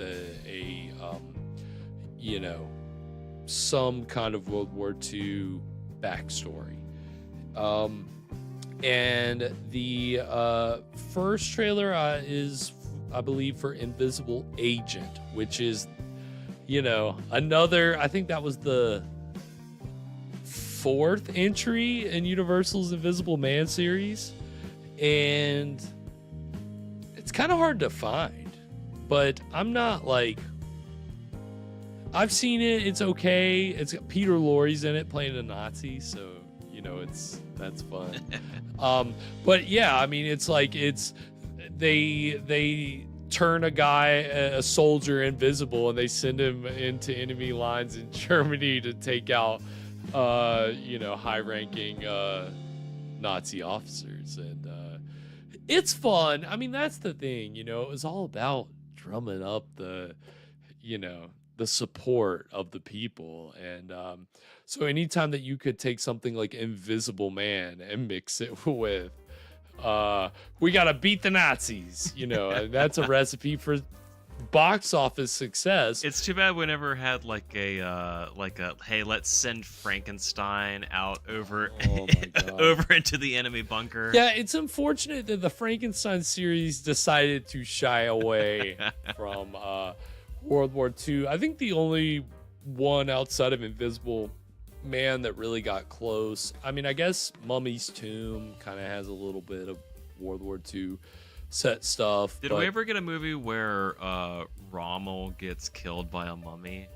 That was a missed opportunity, I think. Yeah, I think they dealt with it once. I think even Son of Dracula has like kind of a references to the fact that Europe was in turmoil, so Dracula is fleeing dying Europe to come to vital America. That is, I mean, again, they don't mention the war directly, but I think it was 1943, so we were in the war at that point. So it was. I got the timeline up, by the way. So December is Pearl Harbor. The next day we declared war, but it's not until like summer, like around, it's like May, June, August is Guadalcanal. I mean, that's okay. Yeah, that's a pretty big one. Right. So like almost a year after. Yeah. When we like finally get involved. Okay. See, I thought that there was maybe a little more to a few it. months at least, yeah. That before we just went mobilize. all in. The book.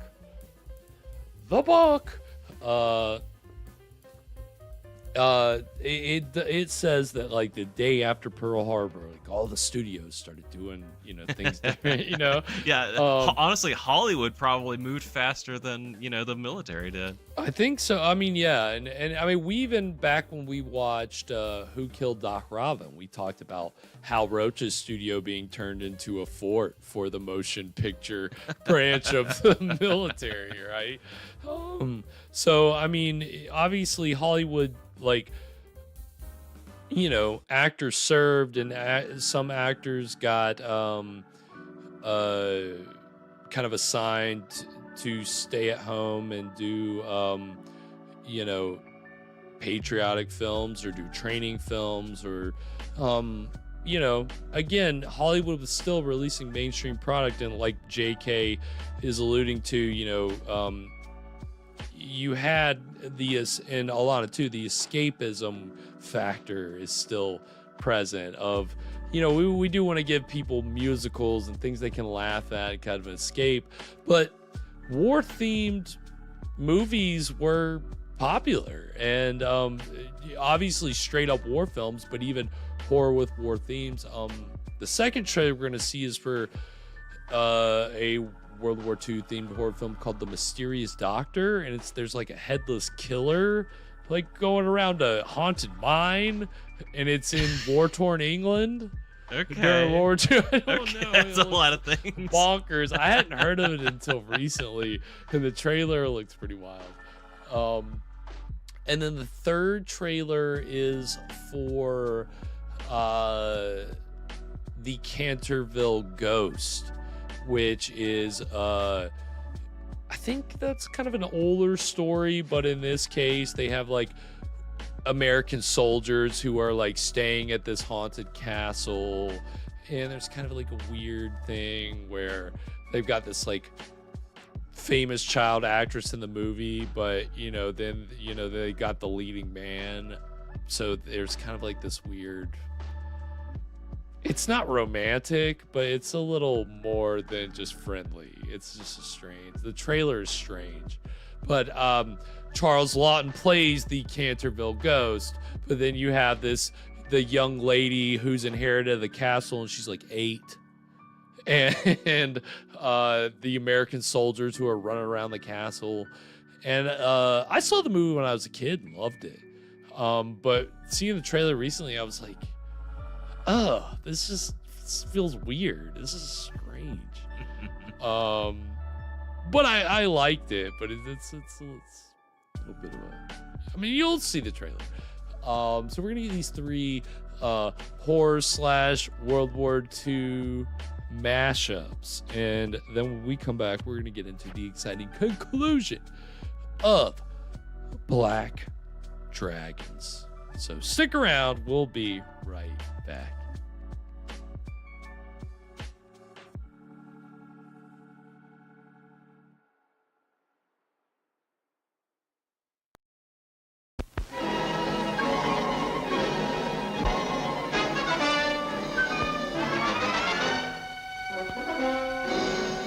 There's an enemy spy at large, an invisible man. It's amazing. Oh, you will be of great help to us. Who is this terrifying Phantom Commando? What is his amazing mission? See The Invisible Agent, suggested by H.G. Wells' Invisible Man, starring Ilona Massey and John Hall, with Peter Lorre, Sir Cedric Hardwicke, J. Edward Bromberg, Albert Basserman, in the most amazing story of our times. Stop!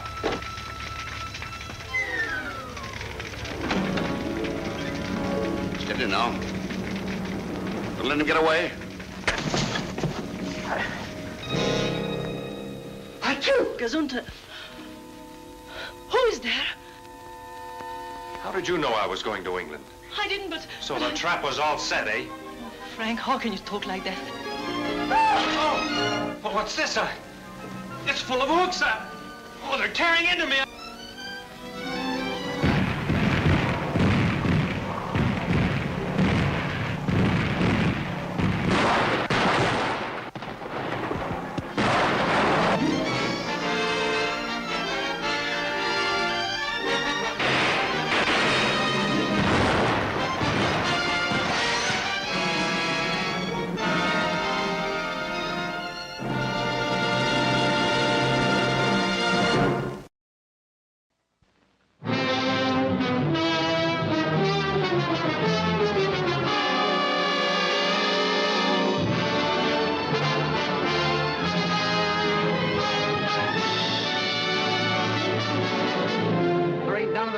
Down that mine, and that's the end of that. Get home to your houses.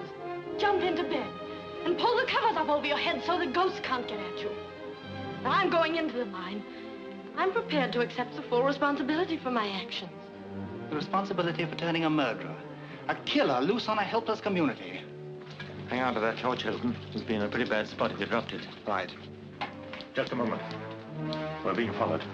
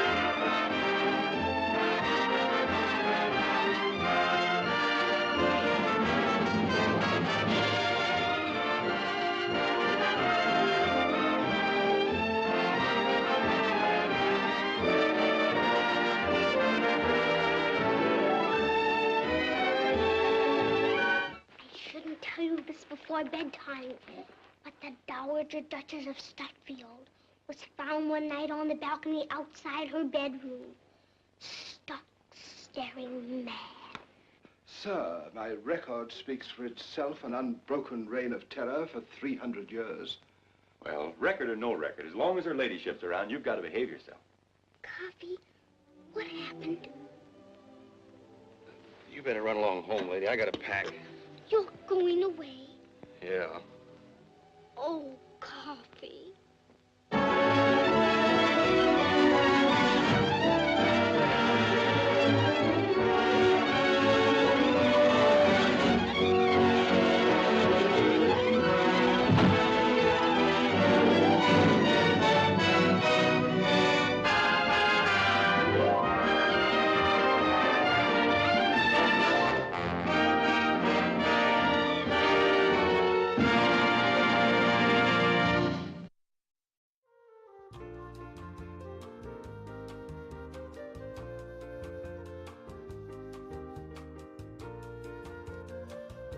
And we are back. So that was the trailers for 3 World War II themed films.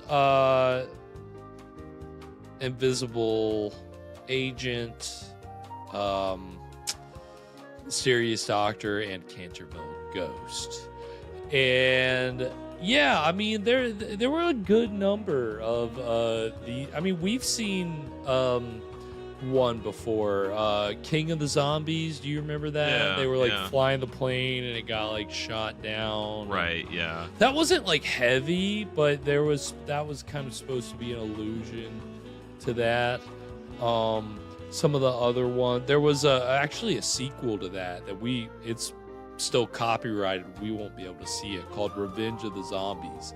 And John Carradine plays a Nazi mad scientist who's creating Nazi zombies. And this is from 1940. Yeah, this is 1943. Okay.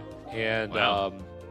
But it's wow. That's incredible. Right? that the concept of Nazi zombies existed from the get-go. It did, yeah. They were like, we got to create these In zombie wartime. super soldiers. Yeah, that was always like, so I guess a rumor. Always Yeah. like, the Germans, they're gonna make Nazi zombies. You gotta look out. Yeah, but we won't get to see that. But, and, you know, Return of the Vampire, that Lugosi movie we talked about earlier. And there's a movie with Karloff and Peter Lorre called The Boogeyman Will Get You. And it's set in America during wartime. And so there's a lot of reference, like one of the characters is about to be, he's been drafted, he's about to go to war. And so there's a lot of like references to it. But, you know, Karloff is playing he's like the opposite of a Nazi mad scientist making zombie Nazis. He's trying to make American super soldiers with a machine, but he's just, it seems like he's just killing all these peddlers that come to his house that he's trying this experiment out on. It's just like Captain America. It's supposed to be kind of a play on the play Arsenic and Old Lace, which Karloff had played in on stage. That was the role where he's playing a character who looks like Boris Karloff. Cue audience laughter. So they made a movie of it. Karloff was contracted to be playing the role on stage, so he couldn't even be in the movie version. So they used the same line, and you know, I mean, it doesn't quite. Raymond Massey, who plays the character in the movie, is good, but I mean, and he looks like kind of Karloff-esque, but you know, it would have been a lot more powerful for Karloff. Lugosi apparently would play the role on stage sometimes. Oh, that's I think would say.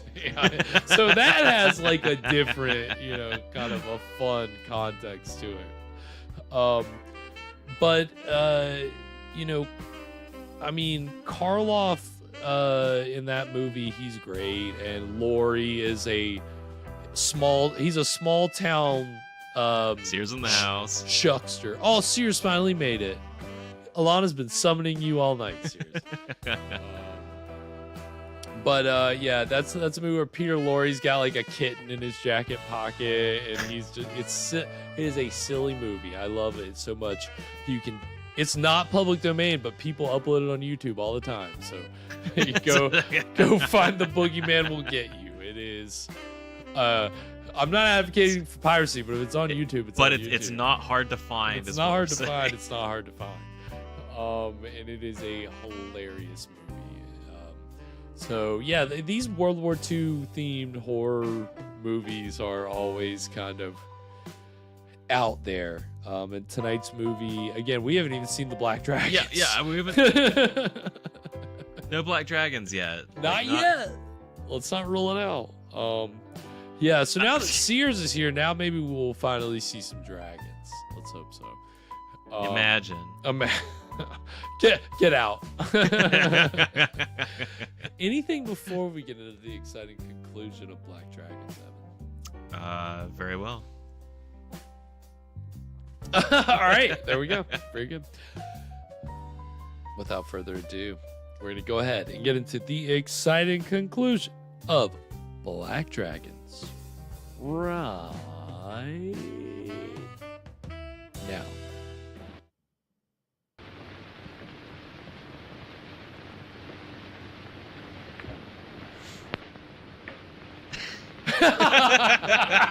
Good night, young man. Good night, monsieur.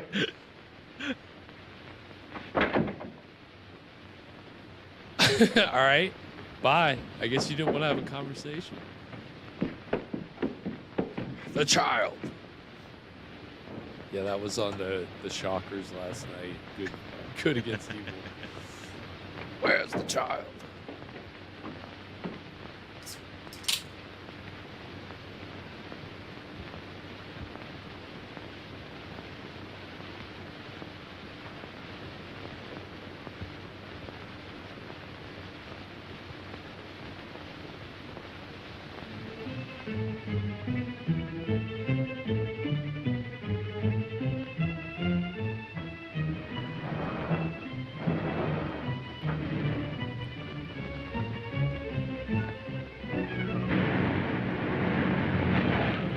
Whoa.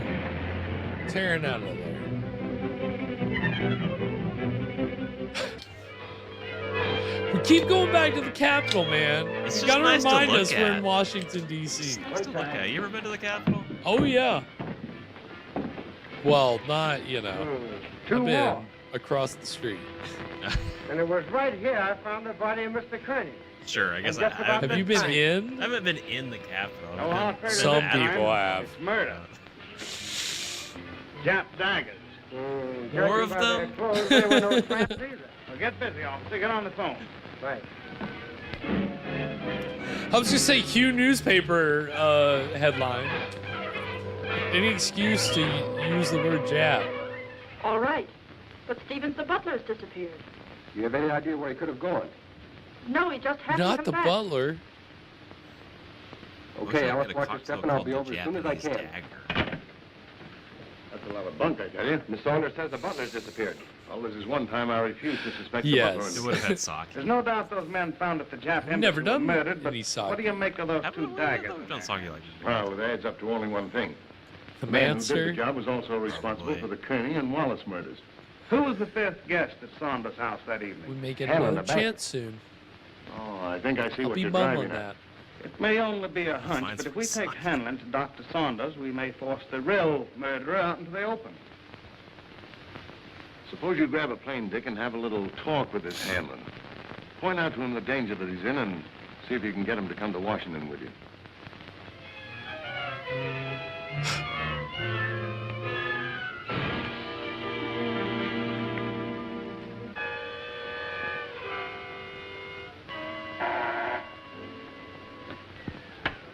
Yes? Mr. Hanlon, a special delivery letter for you.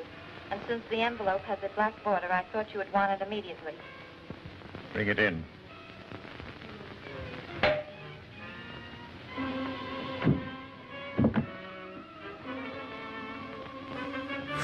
Gosh, dude, we could all only hope to be as active as Kathy. I need to get out more. Maybe we'll do some kayaking. It's warming up. It is. We're not going to be doing any cross-country skiing, Brad.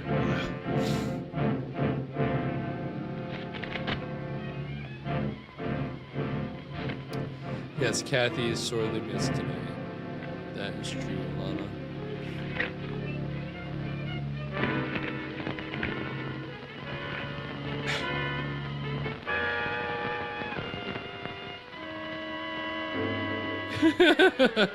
this very simple card.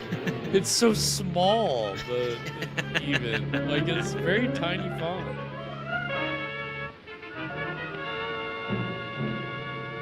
Yeah, if you leave it on the embassy steps, technically. Alice, will you marry me? What it's not your for? So I can beat you up. It's the only way I can get out of here. Say, has the butler shown up yet?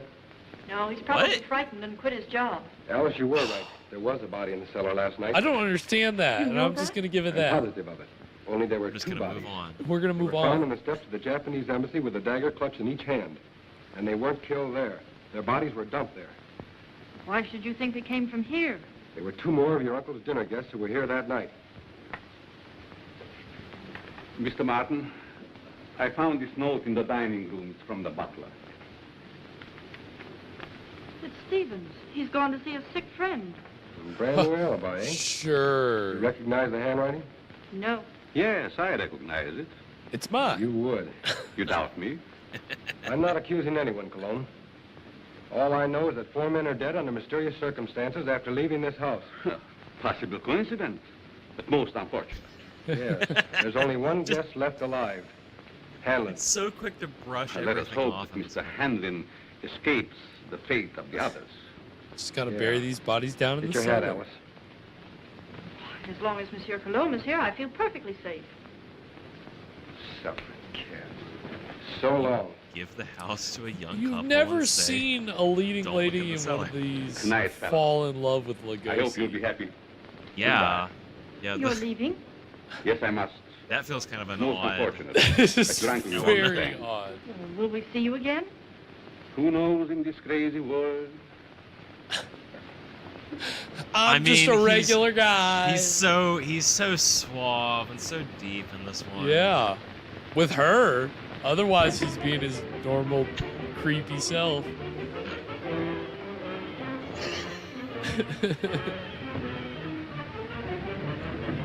Wake.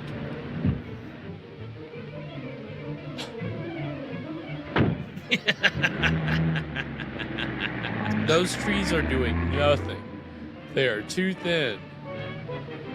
All I can see is somebody's hiding behind a tree. Nobody can see us right now. We're completely invisible. Yeah, you can see my shoulders and my legs, but you can't see my face.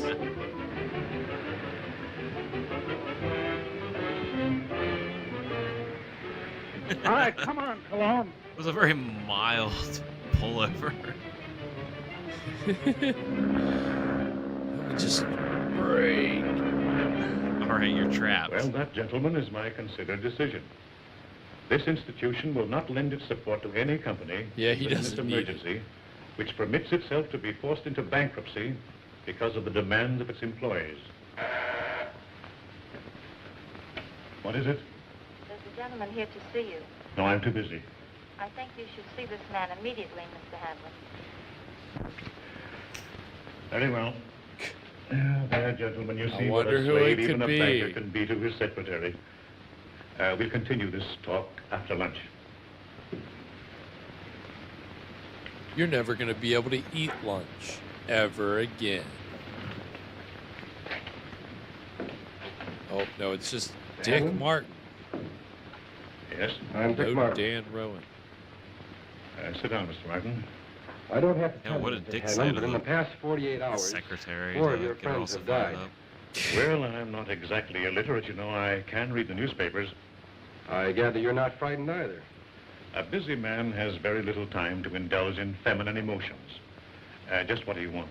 I'm here in your interest, Mr. Hanlon, and possibly the interest of this country.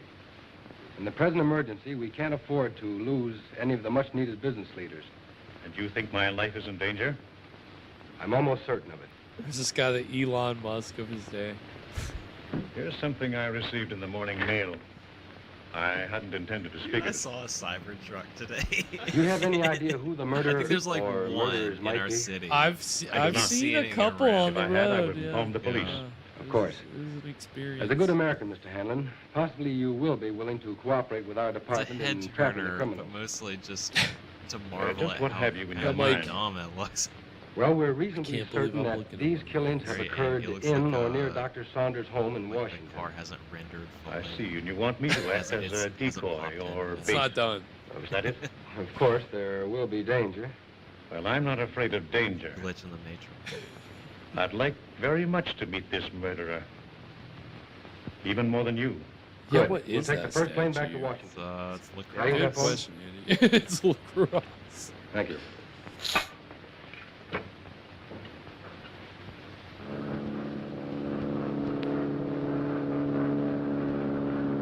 Chief, you cover the inside of the house. Be sure you keep your eye on Hanlon. I'll Okay. take the outside. We know he's here, damn it.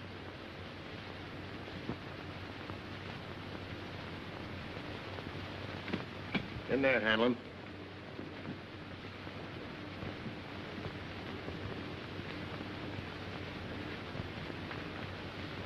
All right, let's have a look at upstairs. You're not going to leave me here alone. He'll be here with you.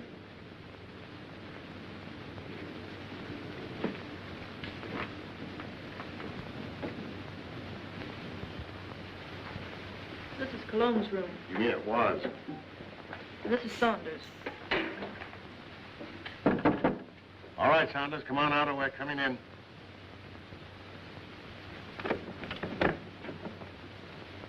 Thought you said this was always locked. It always has been. Uh-oh. He gone.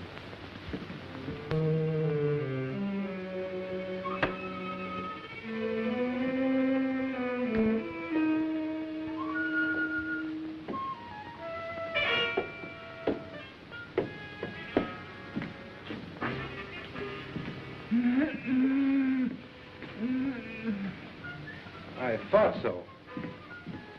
So they were messing you up too, are you, old-timer? The butler? Any other rooms? No. Servants' quarters, anything like that? Once more when downstairs. It was the butler in the basement. The candlestick. Oh, don't talk to me. You've messed up everything as it is. Take it easy, Stevens. You there on the couch. Sit up. No, I'm all right. Who is this? Stevens, the missing butler. What happened to you? He was slugged and tied up in the basement. You didn't happen to do that to yourself, did you? Why, no, sir. Stevens, did you Wait, like this? I'm sorry. No. Cologne again. Dr. What Sanders, a who jerk. also disappeared. Saunders missing? Yeah. What do you know about that? Why, nothing, sir. Who fed him? Well, I did. What illness was he suffering from? Well, I don't know, sir. When I brought him his food, he always spoke from an anteroom or a dark corner. You couldn't have possibly have sneaked in there just once and fed him, could you? Well, I... Yeah, you fell down on the job. Who, Miss Saunders? Oh, Miss Saunders, my eye. She's my best girl. Your best girl. My best girl operator. Or was. So you're a flatfoot, eh? How well did you know Saunders? Well, I knew him slightly in a business way. Did you know that he was supposed to have mysteriously disappeared from a ship in the Orient 10 years ago? Why, that's ridiculous. Something new, Chief? What? No, this is something old. See, the real Miss Saunders came to my office. She's been living abroad for the last 10 years on the legacy. When she saw this picture of her uncle in the paper, she figured something was wrong. Well, I figured if somebody was posing as her uncle, I could put Well, someone... this has nothing to do with me. I'm leaving. Oh, sit down.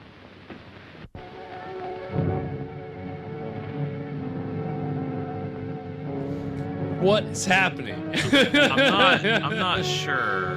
This is turning into getting into scared to death territory. Yeah, you You know. are by 12 o'clock. Better get him a drink. I'll get it. Very true, Sears. Wait, what?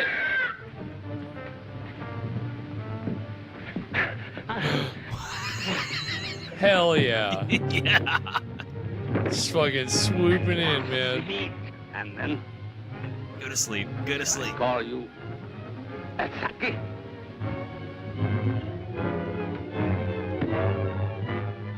That's what was in my room. Who are you? Hey, Dr. Saunders. Hang him in there. All right, Doc, take it easy. Cologne. Cologne. Look out for Cologne. Oh! Hold it, fella. You know him? Sure, it's Cologne. Well, looks like we're too late. At least your hunch was right. All right, come on, you. Come on, you. Is this your man, Doc? Yes, yes. He's a man. Herr Dr. Nurser. Alias Monsieur Cologne. Mad. Mad. Mad. Who would be mad? It all started some time ago in my homeland. So we finally get the We're Japan finally getting the connection. explanation. The Black Isaac, Dragons.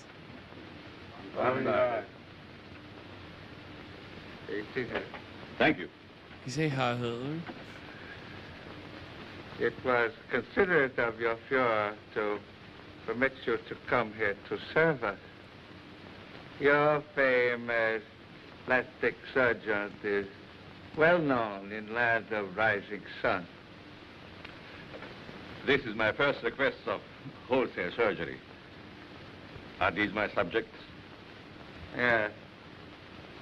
All trusted members of the Order of Black Dragons, ready to serve Empire until death. And the Americans, they are to impersonate. You have photos of them. I will need many angles. Better than that. We have perfect replicas. Death masks. Oh, good. I shall be ready to operate as soon as the surgery is prepared. Does this hurt a little, or is it just me? A little bit, for sure. Hello, Aptron. This way, Herr Doctor. No notes. None at all. Okay, so that's So the plastic this is- surgeon. they were all- results guaranteed. They were just big fat phonies. They weren't white at all. No, they weren't.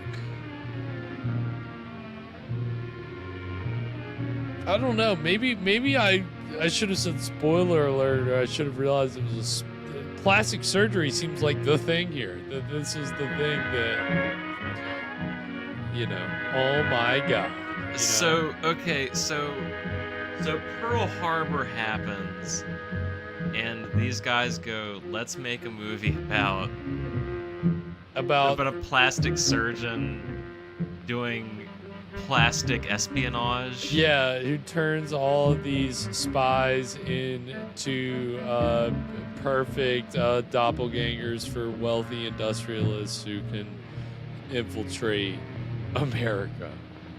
Buy war bonds.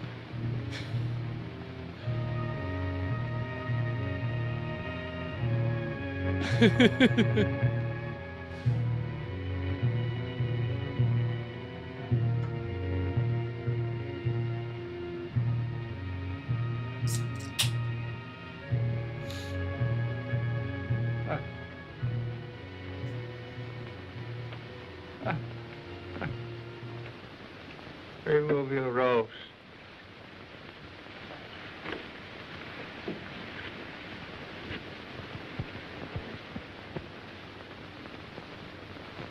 The transformation is complete. Our faith in your ability was well founded, Honorable Doctor. We owe you and your Fuhrer our undying gratitude for what you have done for us. Anything I can do to hasten the establishment of our new order and to destroy the archaic democracies is an honor and a privilege. You accompany these men, Yeah, and they will JK. see that you are Apparently, this makeup took like 2 fittingly hours, according to the actor. rewarded. Very difficult. I stand for Jolly is his name. Yeah, if we get Nazi zombies, how come we never get like Imperial Japanese? Well, you know, you remember Revolt of the Zombies? There was that that zombie army. I don't know what country. I couldn't the meaning remember of this? what country before. I'm a member of the party. The Führer will hear of this. That's just what we're going to prevent. The little trick we learned from you Nazis. Leave no evidence behind. Let no sentimentality stand in your way. Since you're the only one who knows our real identity, this is merely a precaution to make sure that no one else finds them out. All right. Sorry we have to ask you to share these quarters with someone else. Who looks exactly like you?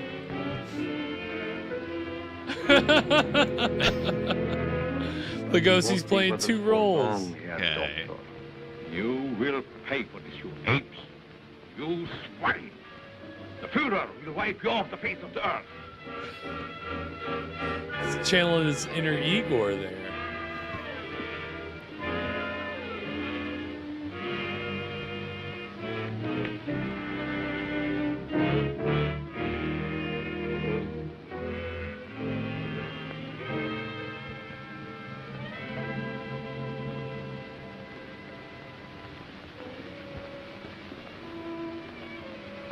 Yeah, I grease you. Uh-oh. For a haircut. Ah. I don't need a haircut. He evidently made good his escape to America and set out to kill us one by one. Why didn't you kill him like the others? Oh, I was necessary to the completion of his plan. Instead, he inoculated me with an insidious serum, which quickly transformed me into this horrid monster you see before you. Oh, shit! And you must go on living. No! No! I don't want to live. I don't want to live. I guess. I guess. Long live America. Dot, dot, dot. This is only in America. Are we getting a war bonds thing? I don't think so. I think we probably cut it. It was a re-release. Yeah. No, we didn't get it. Well, that was... Why is my remote not working? Let's watch it again. We're watching it again. That was Black Dragons. What did we think, Evan? Overall, I thought in the middle I kind of lost the plot, but the ending wasn't terrible, I guess. No, I mean they tried to offer an explanation, right? At least they didn't just end it like without the flashback, right? Yeah. It's gosh, I feel like I have such mixed feelings about this. Like, there's a lot to like, but it's kind of also a little bland. That was the ways. General tone of the book. That there are things to like about it, but it's obviously it was a rushed movie, and so things don't really pan out or are not fully developed, So, but I appreciate. I mean, again, I think the spoiler for this is the World War II stuff, because they wait so long. It's called Black Dragons, so you're waiting for the Black Dragons, but was there a single? I mean, okay, we had the Japanese stuff, but it was just at the very end. Yeah. But it was almost like a reveal, like that was supposed to be hidden, like that's the twist, right? Yeah. Right. But that's weird when that's the title of the movie. That's what I'm saying. It doesn't. It's not conducive to like a movie where you feel like that is not an effective reveal because it's the title. So yeah, I agree, Alana. It was no Dr. Tar's torture dungeon. No, it's kind of hard to follow that up. The brilliant Alana suggested film that we watched last week. Yeah, that was it really does. I mean, that movie was not like anything else I think that we've seen on this show so far. And that might even be an understatement. But tonight's movie I think was plenty of Lugosi doing what we like to see Lugosi doing, which is stalking around, absolutely using his effect, like crazy gaze, and So what he was like. So Lugosi wasn't Lugosi in this movie, right? Is that what the thing was? There were two of them. Yeah, there were. So I don't know. It's not like he would need to do plastic surgery because they look the same. Which one do I shoot? I don't think I figured that out. Like, I don't understand. Was he pretending to be the other guy? And I don't know. Was there a second plastic surgeon in the mix? Who knows? Could be. Sure, I'm sure plastic surgeons were a dime a dozen back then. I'm sure that was not a novel practice of medicine at all at that time. But yeah, I mean, it was fun. The pace was pretty fast. There were plenty of bodies. There was a body count, so you're never complain. And yeah, 2 Lugosis for the price of 1. At the very end. Yeah, I mean, I don't know. From researching this, the impression that I got was that it was that stuff would be more spread out. Like, I didn't realize that was going to be the end of the movie. But hey, still pretty effective, pretty fun Lugosi performance. We've seen, I guess, 13 plus Lugosi movies. I mean, yeah. if we've kept to our tradition, and hopefully we have, then yeah. 13 would equal 13. The 13 Ghosts of Bela Lugosi. Where is that cartoon? I want that cartoon. Yeah, that would be great. And, again, Lugosi, I mean, his career really, this was the middle of it. We've talked about all stages of his career. And, again, he was active for his country during this time. But, again, unfortunately, post-World War II, what you got was the rise in the fears of communism. And you got, obviously the Hollywood blacklist and the HUAC, House of Un-American Activities Committee, whatever it is. Yeah, so if this film was made a decade later, it would have been called The Red Dragons. Yes, exactly. Yes, The Red Dragons. But I mean, no, I mean, even apparently that organization that Lugosi was the head of in the 40s, the Hungarian whatever for democracy during the 50s, was labeled a subversive organization. And Lugosi was subversive of what? Right. Well, suspected to be, tied to communism, have communist ties in some way. And Lugosi there were files kept by the FBI and the CIA on Lugosi. I mean, yeah, like what a storied life he led. He was an activist. Like in Hungary, when for the short time it had a democratic government after World War II, or maybe it was more of a kind of not socialist, but it was a little more it was a little more worker friendly, and he was a part of the actors union. And I just wanted to share this quote to kind of give you an idea of his sense of activism. This was apparently from an article that he wrote that was published in 1919 in the Hungarian Actors Page, which I guess was some kind of actors magazine for the Hungarian Actors Union. He said, and this is speaking to the conditions of actors in Hungary before the short period of, democratic rule. He said, the former ruling class kept the community of actors in ignorance by means of various lies, corrupted it morally and materially, and finally scorned and despised it for what it resulted from its own vices. The actor, subsisting on starvation wages and demoralized, was often driven, albeit reluctantly, to place himself at the disposal of the ruling class. Martyrdom was the price of enthusiasm for acting. Wow.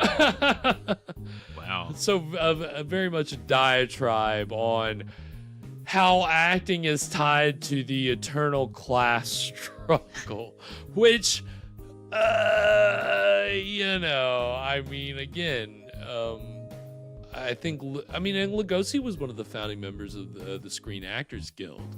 He very much, even when he came to America, was still involved in the idea of actors needing to advocate for their profession and their rights. And when are we going to get the YouTube Streamers Guild?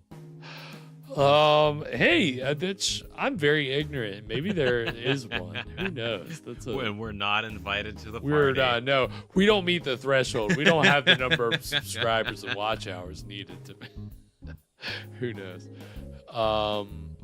But yeah, I mean, Lugosi obviously, kind of in the 50s paid a little bit of a price for his activism because of the Red Scare. But I think that's a cool thing to know about him, is that he was very passionate about, his country, about his profession, and the way that he advocated for those things throughout his career.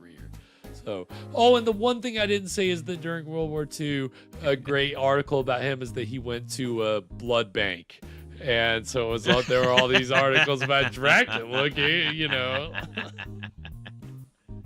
Red Cross, blood bank, Dracula, all this stuff. He said he'd like to make a withdrawal. Yeah, I would like all the blood, please. Apparently, and there was this picture, I meant to include it tonight to pull it up, where he's like, I guess the blood is being taken from him, and he's like wincing. Which I'm sure is just for show, but it's so fun to imagine. That's fun. It was that was our season 13 finale, so enjoying it with Lugosi as always. And what a fun night. A fun night, a fun season 13. We've seen, It's been a some good pretty season. great, you would think when we've been on for this long that the movies would start getting.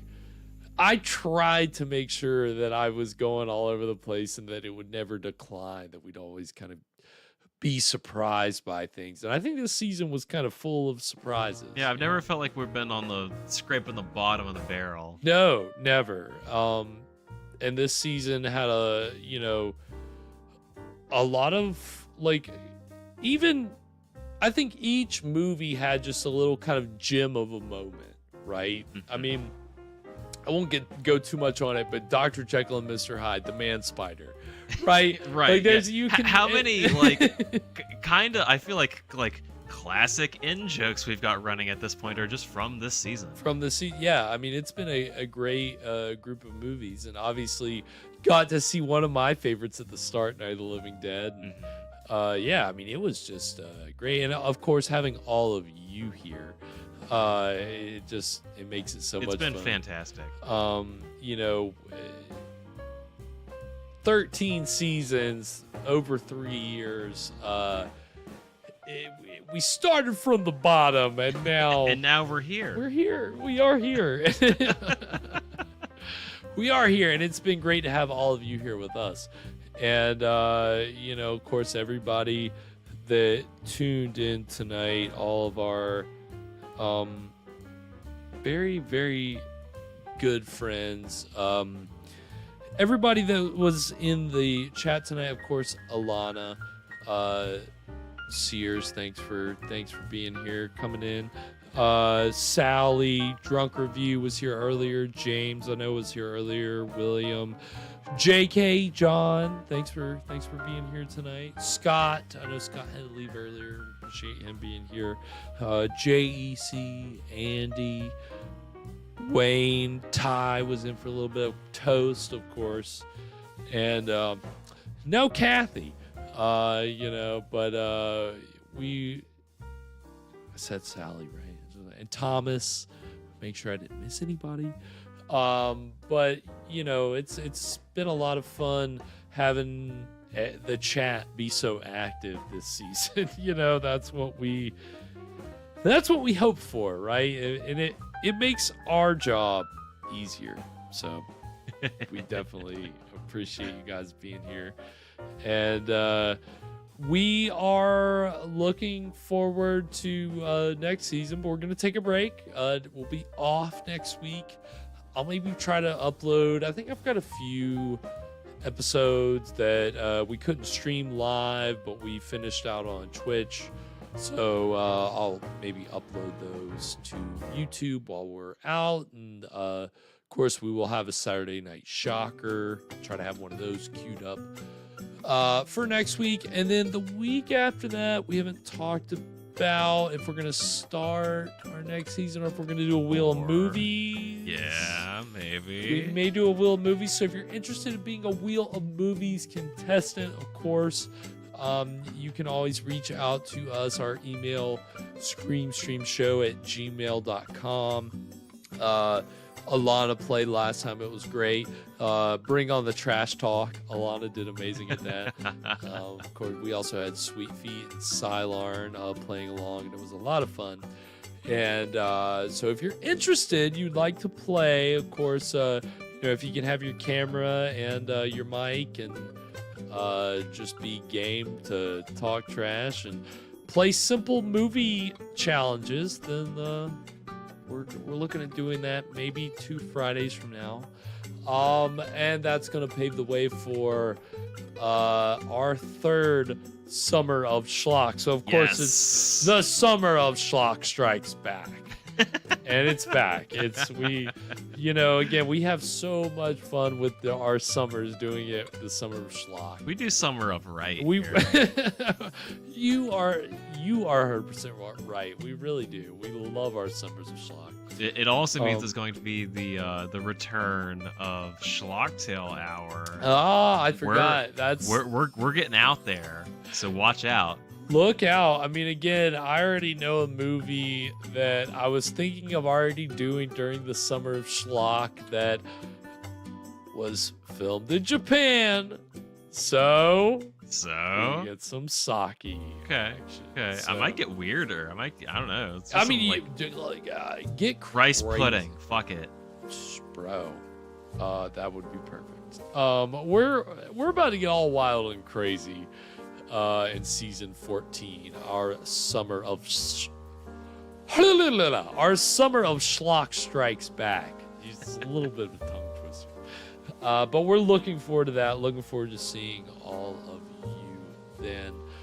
And again, it's been a great season 13, a lot of fun. Any final parting thoughts on season 13, Evan? Just any movies, anything you want to shout out? I don't know. I mean, it was well, if we're feeling reminiscent, why don't we just go back through the list? Okay. Do we have the list? Yeah. What did we watch this season? I can pull up the list. So of course we started out with Night of the Living Dead, which just excellent. Excellent obviously way to start the season. A landmark film. You cannot beat Night of the Living Dead. And then Dr. Jekyll and Mr. Hyde, which Man-Spider, that was great. Let's see. Trauma, which was it wasn't great. I won't. Yeah. That if we've had a dud of the season, that would be probably that.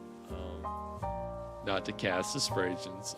We love all the movies equally, but some are better than others. Some are better remembered than others. I don't remember Trauma that well. Right? It was so season. unmemorable. Yeah. Well, remember the Aunt Helen? Was that her name? Remember the saucy aunt? Yeah, she was great, but she didn't last long enough. And then we have the Drums of Jeopardy with Boris Karloff, Dr. Boris Karloff. That was a pretty fun one. Good Against Evil. Where's the child? I mean, that was great. That was so much fun. One Fright Night. You gotta have your Old Dark House murder mystery. The Grim Reaper, which was great. I'm so happy that we had a Christploitation film. Let alone one where we went to hell and saw some ridiculous things. So bad. It was so it's awful. Who Killed Doc Robin, which was, hey, we love a good Cinecolor flick. That was a pretty good one. Of course, last week, Dr. Tar's Tortured Dungeon, which, Evan, I mean, that was not like anything we'd ever seen. Really in a league of its own. Yeah.